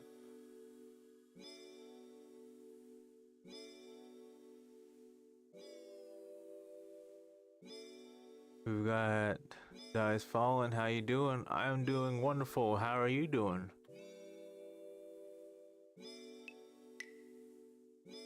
Thanks for tuning in, and also thanks for the follow. I really appreciate it.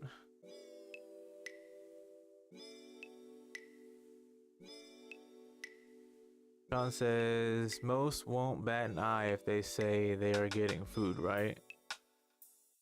Most would get upset if they notice it was all just chips. Okay. I think I see where you're going with this. All right. See, Fallen. I am from the Midwest. Kansas. Smack dab in the middle of the country of USA. How about you? Where are you from? John says, you think hot meal, not cold most of the time. Hmm.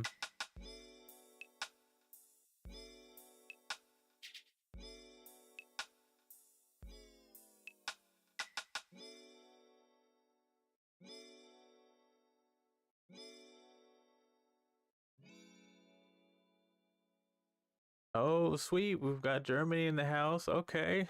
Awesome. I've heard a lot about Germany. Might I ask what part of Germany? You don't have to go into detail if you don't want, but I'm always curious.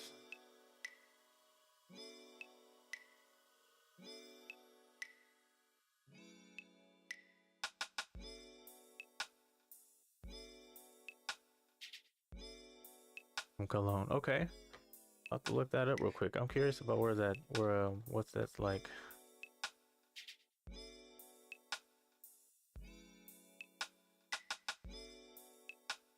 It's near Dusseldorf. I don't know if you know that. I'm not familiar, but I appreciate the information. It's very informative. Thank you so much. I wanted to take a look to see what the city it is that you're living in. It's a beautiful city. Amazing.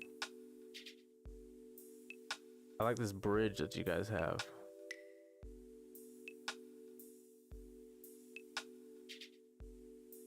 Wow, that's nice.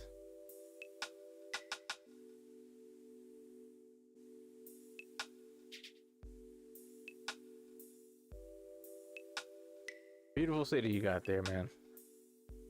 So yeah, we're talking about, you know, like this is the start of the new year and everyone's looking for a fresh start. So I called it Humble Beginnings because I just wanted to kind of help whoever I could understand humility or modesty, and it can go a very long way if you're looking to kind of level up your personal self for the year of 2024. Dies Fallen says we have a big castle named Kolner Dom. I'm sure I'm not pronouncing that right, but I think I see this. Is that right in front of the bridge? Oh, that's the cathedral. Okay. You said the Kolner Dome. Let me type that in.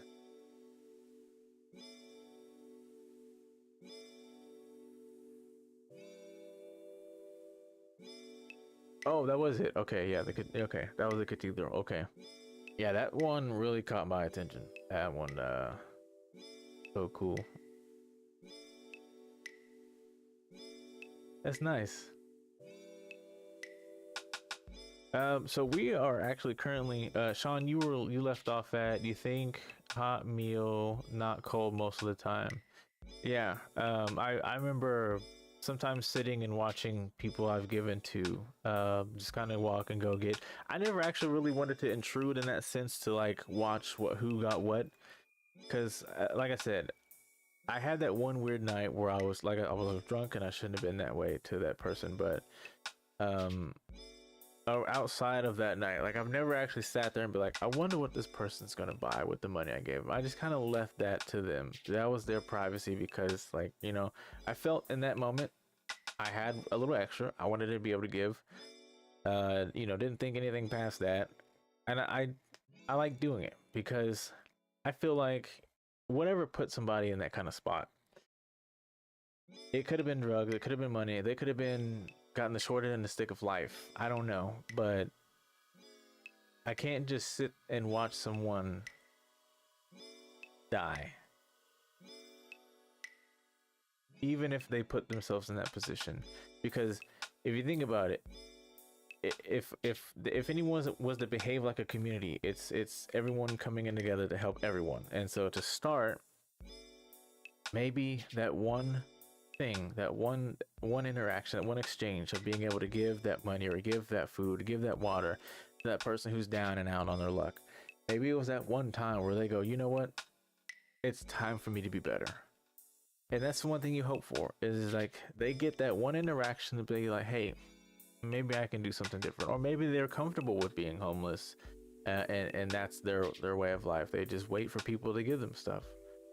And to that, I will give them another day of living by giving what I have. Because we can sit here and knock people who are homeless all we want, right? But at the same time, how much can we knock them for? Because they're not paying rent, mortgage, they're not paying utility. They clearly don't. I'm not gonna say all of them. A lot of them don't care about having internet access or a phone. They're off the grid in the city. Now I know that they're asking people for stuff so they can survive and they're not getting it themselves. But I mean, think about it. Kind of freeing if you think, So I mean, and there's a part of me that's like, I really respect the fact that they're doing it, and then there's a part of me because depending on like the story that you hear from them, or like just a lot of them, especially that are on drugs, it's like I wish better for them, but I don't know what better is, so I can only just wish the best for them. John says, only if you happen to notice, most won't care though. That's true. And he also says, my hope would be they go into Dylan's and get a hot meal. The reality is just getting something to eat is fantastic. That's true, and that's where your good heart sets in with people. Even getting something healthy for once, like getting a thing of fruit instead of going in and getting like a sandwich or some chips, like you were saying earlier. Yeah, definitely. You would want some more nourishment than you would just a snack or a beer, John says, but then I think smarter and realize they are most likely saving the money by getting chips. True. That is true.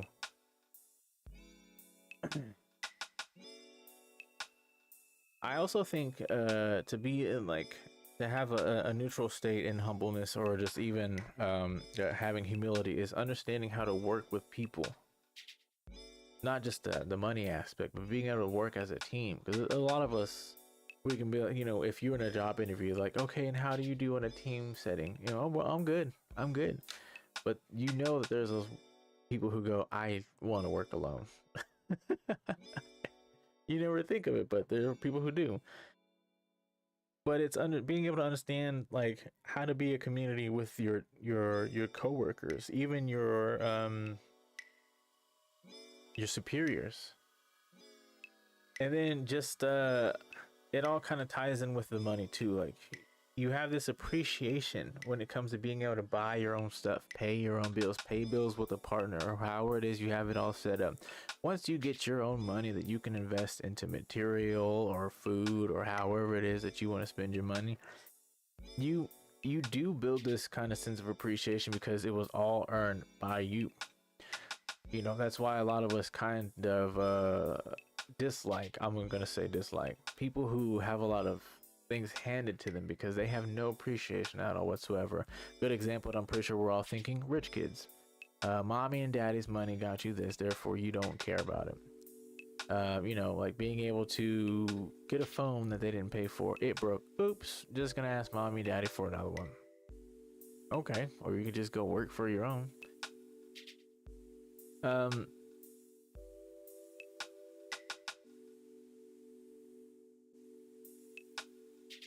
But yeah, being able to appreciate not only what you can achieve financially and materialistically, but the experiences that you can achieve with people as well. That would be a good humbling experience for work, I would say. Let's see. Anything else that you'd like to add for work, Sean?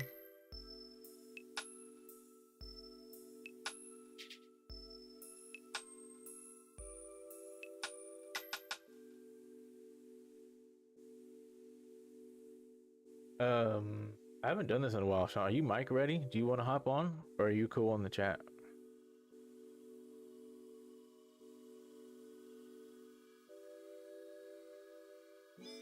Because I think life and material we can are my two last points, and I think we can knock that out together.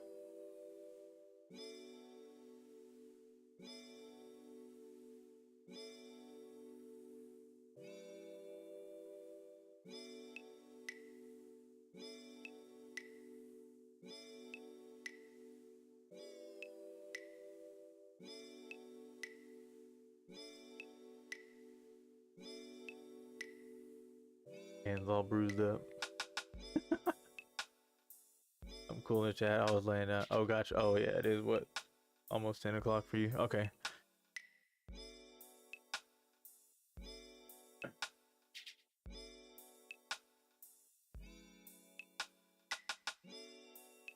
I think the big takeaway, though, when it comes to working and being humble is just knowing that you put in the time and effort to body still recovering from all those shifts. Oh, gotcha. Okay.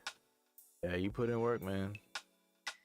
But yeah, when it comes to work and being humble, understanding that you put in the work to achieve your own financial gain and to work with others, and just to help an establishment build their continue their success, only to achieve your own. I think all that ties in together. It's a really good thing to think about. Don says, "Don't want to hear me fading in and out." End up snoring mid conversation.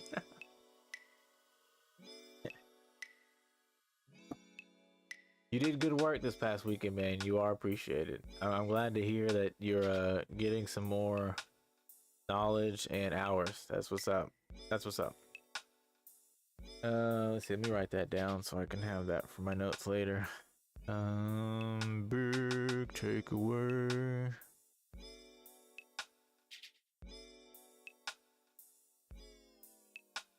Being able to work for your desires and to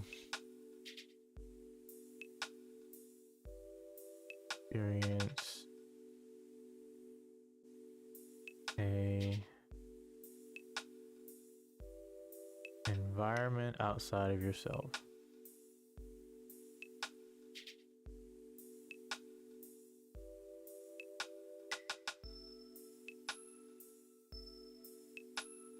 All right, so it looks like our what do you think, huh? Yeah, sounds about right. That sounds like me when I'm nodding off and I'm being asked questions by the wife. Are you tired? Are you sleeping? Oh, no. What? No. Humble life. Humble life. Actually, I'll start with humble material because that kind of ties in with work and money. Humble material. This one's easy. Because I pretty much just said I summed up everything I need to say with the money part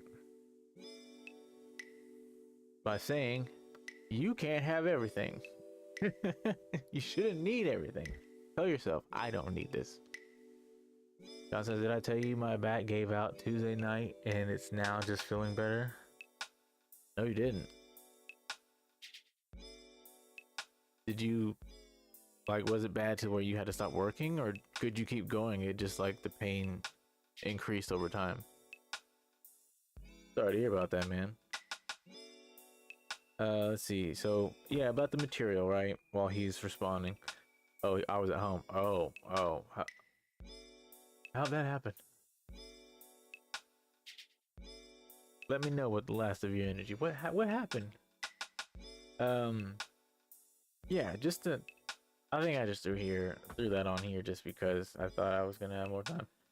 You can't have everything, and that's okay. You have to be okay with not having everything everyone else has. The cars, the clothes, the jewelry, the home, the people, the fame, the fortune. You can't have it all. You're not supposed to. You're supposed to be able to choose what you want and enjoy it. There's an overwhelming abundance of stuff that we have available that we don't need, and it's okay not to have it all, right? You don't have to feel pressured about having the Jordans over the Adidas. Just go buy both when you need it, or choosing Xbox over PlayStation. Buy both when you can, if you can. I mean, most games are for both platforms. There's only a few games that are exclusive to its own console, but you're not really missing out because the exclusive game to the console is just like the other one on the console. For example, Ghost of Tsushima and Sekiro Shadows Die Twice. Same game.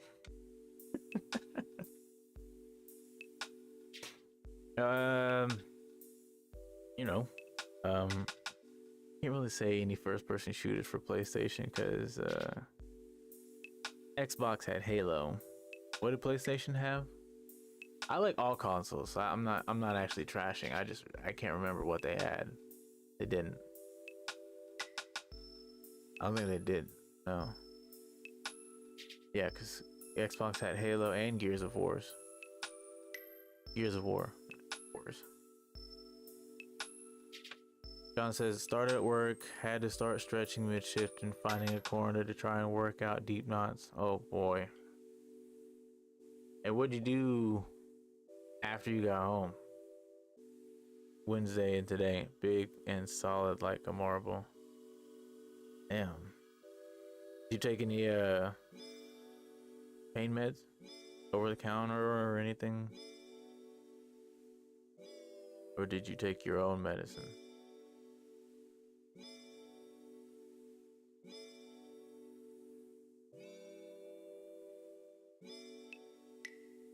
But yeah, you know, moving away from the comparisons of video games, even with cars, you know, like I'll say this: we live in this time where we see what people have and we go, I want that. I'm going to work toward that. Or when people who are low income or lower class, I should say, you know, we aspire to achieve things. Like, good example, young kids and rappers, young kids and basketball stars. They have all this stuff. Even football players, like sports or celebrities, they have all this stuff, and we have all this stuff. Prime example: watching MTV Cribs. We got to see their homes that they don't live in, the cars that they don't own, they lease. But you know, we are under the impression that it's all theirs. And so when we see all that, we're like, I also want that. Like, you know how many people wanted a Ferrari, didn't know how to drive a Honda? How many people out here want a Lamborghini but can't speed in a Camry? You don't know how to handle 100 on the highway in a Subaru, but you want 200 on the dash. Same with phones. Everyone, you know, we have iPhone users who always want the newest iPhone every year. For what reason? I don't know. It's the same thing. Especially with Samsung phones, the ones that we get in America, not the cool ones that are only exclusive to Europe and Asia. But like, yeah, Samsung and iPhone, two very competitive iPhone or phone providers. You got iOS and you got OS, or Android OS. But anyway, like that. Like, you're wanting the new phone every year because it has a slightly better camera, but the capabilities your phone have, you don't even utilize because you're so caught up in one, having the nicest thing with the brand on it, and two, having that better camera. And then it's gotten to the point to where we start trash talking. Like, I have an Android. I've had an iPhone before, but I am firm on Android because I like the freedom. I like the capabilities. I like the speed. I like just everything that I can do that iPhone can't. In fun, I will make fun of people who have iPhones, but honestly, I understand why people have iPhones because there is a um there is an organization when it comes to having an iPhone. Well, there was. Now all phones have it, but there's just something about iPhones that I can understand why people have them. But for me, I do way more than iPhone is actually allowing people to do. Therefore, I gravitate to Android. Um, but like now, it's like we have people who genuinely will trash another person because they have the opposite. Like, for instance, a lot of iPhones be like, "Oh, you have Android, your camera doesn't work. You have a crappy camera." It's like, yeah, but you know, I can have a lot of app accessibility and I can download stuff without paying for it. I can, you know, I can do a lot more with my background and my screen, my lock screen than you can. It just depends on how you want the capabilities of your phone to be. And a lot of times, like, you can dog an Android on the camera, but that's it. Androids can say a bunch of stuff about people who use iPhones, but it's just like Xbox and Microsoft and Sony. Which one do you want? If you want both, cool. It'd be weird to have both a phone and a like an iPhone and an Android, but maybe you could have a Android phone, iPad. But the thing with me and I've Apple is that they meticulously, you will only be able to use that piece of equipment for maybe 3 years before it starts crapping out on you.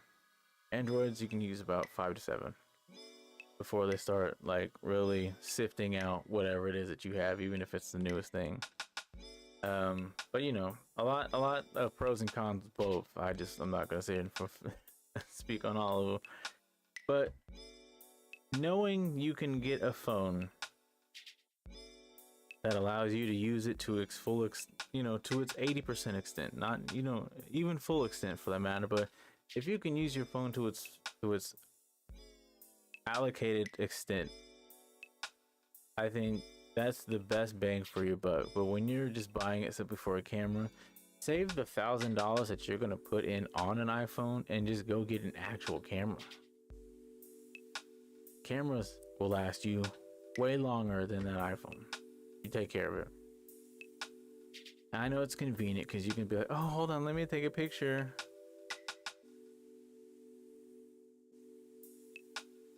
Get the camera and take a proper picture. Feel a lot better. Walk around with a tripod on your back like an RPG game. RPG game. Look at the G in the game. Anyway, yes, I know I made a mistake. Let's see.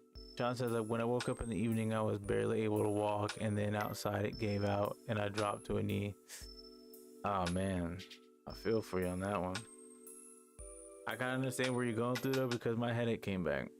I gotta do what I gotta do to rid of that, but I kind of think I understand what's going on. It's nothing health related, but yeah. Let's see, I've got a little time left here. But yeah, pretty much material short and sweet. Can't have everything you want, and you gotta be okay with it. Don't revolve your life around material. As hard as it is to hear, and you probably don't even care to hear me. Oh yeah, you can't say that, look at everything around you. I know, but if I actually wanted to revolve my life around the stuff that I actually wanted, my room, my office would look worse, so much worse. But I mean, I've been there. Like I would sit there with my low ass check when I was working, you know, at these jobs, and my checks were like, you know, $250 to $300. I'd be like, oh, okay, time to hit the mall. Oh, okay, time to buy this game. Oh, okay, got it. You know, what can I eat? Oh, I've been meaning to eat this. You know, like I just spin, instead of understanding that I could gain if I just saved it. But I understand. Tough. You gotta get past that point. It's just overall better because when you look around at all the stuff you have, you're like, this is junk. This is junk. All right. Last point here.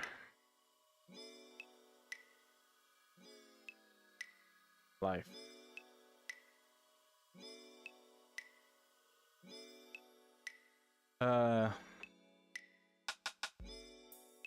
I had this one. I should have had this one last originally, but I understand why I flipped it. It's not easy at first to live a humble, neutral state, you know, life of humility, a modest life. At first, it's not easy. If you've been accustomed to a material life, if you've been accustomed to a boasting life, a goading life, if you've been just all that, like if you're someone who has to brag about themselves, or you envy to the point that it's kind of unhealthy about people who have things that you don't have things that you want to achieve, have a life that you want to gain,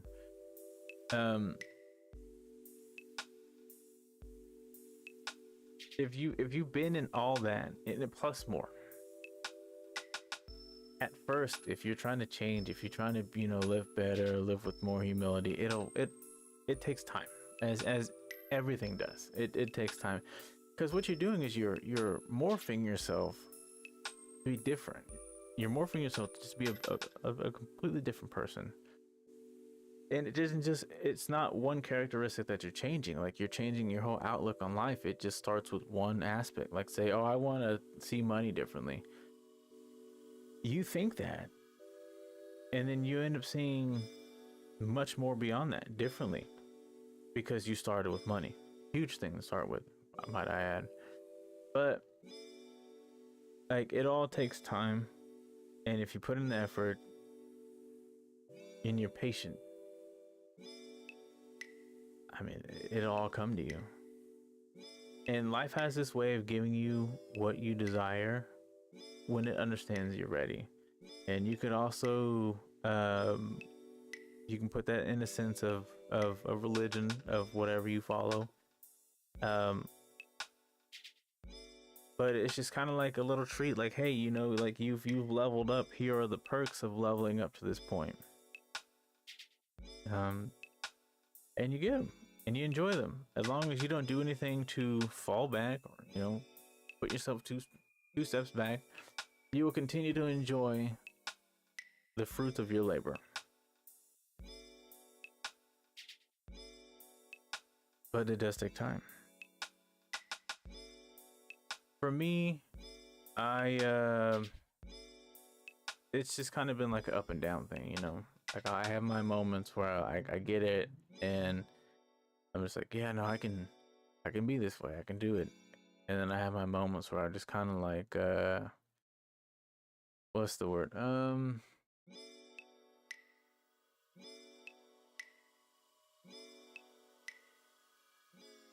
Lack of a better word, ignorant.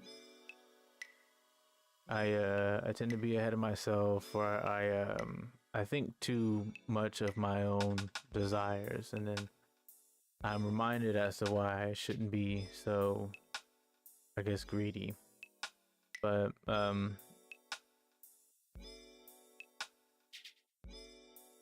I going with this?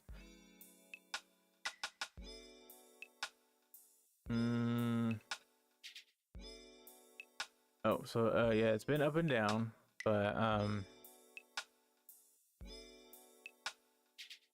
it I think the more I experience life outside of the normal that I have been, I can understand how to be a little bit more appreciative and humble about everything that I have, where I've come from, where I've gotten. Um, just overall who I am now and what I surround myself with.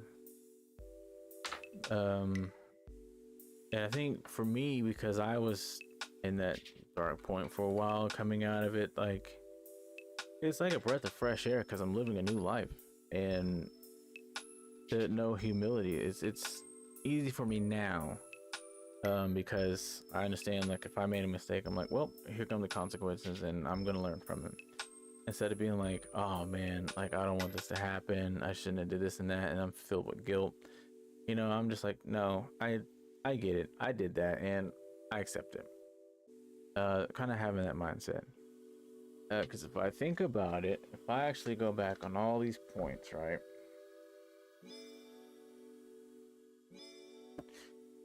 With money, I've learned how to control my spending, and also, be more aware of of like how much I have. What I still have that mindset of like being able to prioritize, because that's always necessary. But I think I'm a little more giving now because I've been able to have more, therefore I can give more. And I won't ever forget that, but I think it's just the idea of being able to have more. I'm like, okay, well, I mean, I have enough, so I don't need any more now. It can go to other places, or I'll just save it for whatever comes next, and things can be in abundance. um I've been able to kind of sit with myself and understand who I was as a person, to past friends, family, relationships, flings, whatever it was. And yeah, a lot of reflection. But what I learned about who I was is how I can apply to be better than that. And I can honestly say I've had really good progress, because not only am I doing it for other people, the relationship I have with other people, the relationship with myself, I appreciate way more than I used to. So, whenever I don't feel like being around someone, or if I know I need like my alone time, I will respect it and just be like, I would hope that if people are like hitting me up, or, they're calling me and I don't answer, or I'm just like, I just don't kind of need that at the moment, I would only hope that they respect that, I just needed some mental me time. Not just me time, but mental me time. And I think the people that I keep in my circle all understand. They're all pretty much similar too. So like if I make a call, if I send a text and I don't get anything back, I'm not like, if I try to call, I'm like, well, probably busy, probably sleep, probably working, I don't know. But there's always that point where it's like, okay, like look for any clues, just in case you have to understand that something's like not right. But nothing's ever gotten that far so far. So with work, I even though I'm not working now, like just being able to look back, I understand. Actually, no, here's a good one. How I operated working at the hookah lounge to how I operated being at home working for IT. I understood, like, there was a lot of things that I could have done differently, done better. Even though I was really good at my job, I could have been a better model for that place. But I mean, again, no excuses, but even though I wasn't in the best headspace, I still tried to do the best that I could. But no, like after working in a different environment, I was like, yeah, I get it. Like I can be better, and I will aim to be better. So far, so good. With life, with material, I'll start there. With material, like, I don't really feel the need to buy every Spider-Man thing that I see like I used to. Or every Dragon Ball thing that I saw like I used to. Or, like looking online, seeing Mega Man stuff, and I'm like, oh, don't have that one yet. I don't feel the need to do that anymore, because I'm like, I have enough. and even that's a lot. So I'm in a better space about having things in abundance, and I don't, because clutter can also accumulate a lot of energy, and a lot of stale energy can turn negative. So you don't want that. And then lastly, with life, oh man, it's an obvious change for the better. My outlook is so much different, healthier. I used to hate the world, and now I appreciate it. But all that was just kind of like a reflection on who I was and who I like, or what I surrounded myself with. But it's not the same anymore. Yeah, I definitely wake up a different person every day, which is very, very good. But in a sense of living in that neutral state, being humble, having humility, like I am able to understand when I'm wrong and be okay with it. I there are times where I would, in a sense, kind of get defensive, but I'm curious as to why someone would think opposite of me. But if someone's attacking me, then yeah, I would get defensive, and then I like to do my best to get them to understand why that's wrong. That one I can kind of get rid of, because like I was saying earlier, like you get to a point to where you realize like not a lot of people require your energy, so even attention. So like I shouldn't need to argue with people, which I probably only argue with like one or two people, one of them being the other one in the other room. But if I know that there's something escalating, I'm just like, I don't need to do this. And it's younger me would be like, oh, I don't want to seem weak, bail out. I'm gonna show them what I got. I'm gonna show them what I'm made of. I'm gonna show them that I'm tough and I can stand here, and even if I lose, I'll lose with pride. Now I'm just like, win or lose, what's the point? I'm wasting time and energy here. I don't need to be here. We're both gonna get in trouble. We're all gonna get in trouble. Let's just go home. Not get in trouble today. It's a good feeling, for sure. I like my time. I like my space. I like being able to, not be uncomfortable, being inebriated, being high off things that I was high off of. It was very uncomfortable, but I did it because it also felt good in the moment. I don't have to do that anymore. And then also being able to stream, meeting new people, having people stop in, saying what's up, having conversations like we had with Dice Fallen earlier about him being in Germany. Like I enjoy that. I really do. But like I was saying before, this is the year of our personal level up. I'm here to share what I've experienced and learn what more is to be experienced. So all in all, this is the start for all of us. Be our better self. And I'm helping you, you helping me. We're all the help that we need. And we're gonna get there. I mean, even if you don't need it, I appreciate you listening, tuning in. Because then you could also see someone else needs it. If you don't feel like giving it, I can. And you can send them my way. But I really felt like this topic was important because what better way to start our growth than to understand how to be better for ourselves and to another person in the best way possible. Just beyond respect, beyond presence.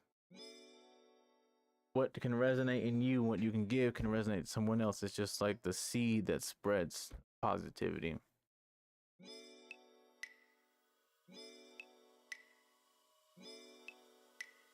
Yeah, I like that.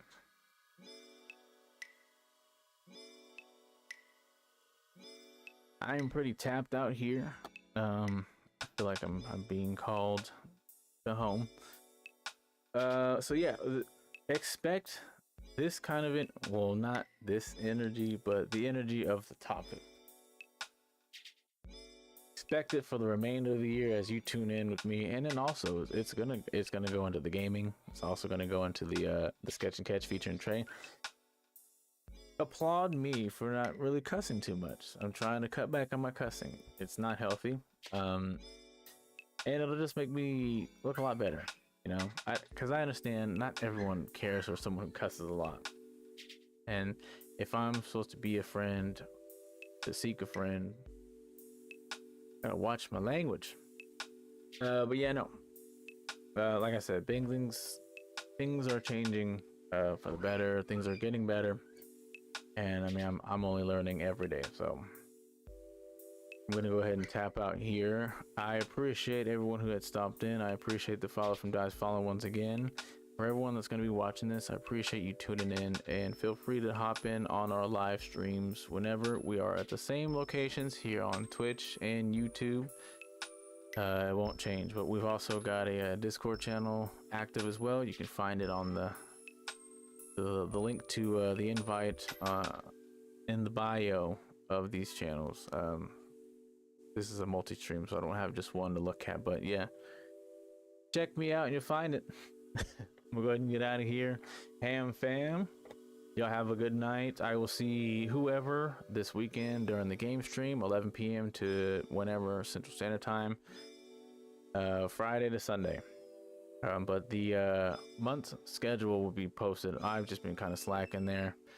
I had to take care of some things before getting back here, but I will post the month schedule within the next day or two.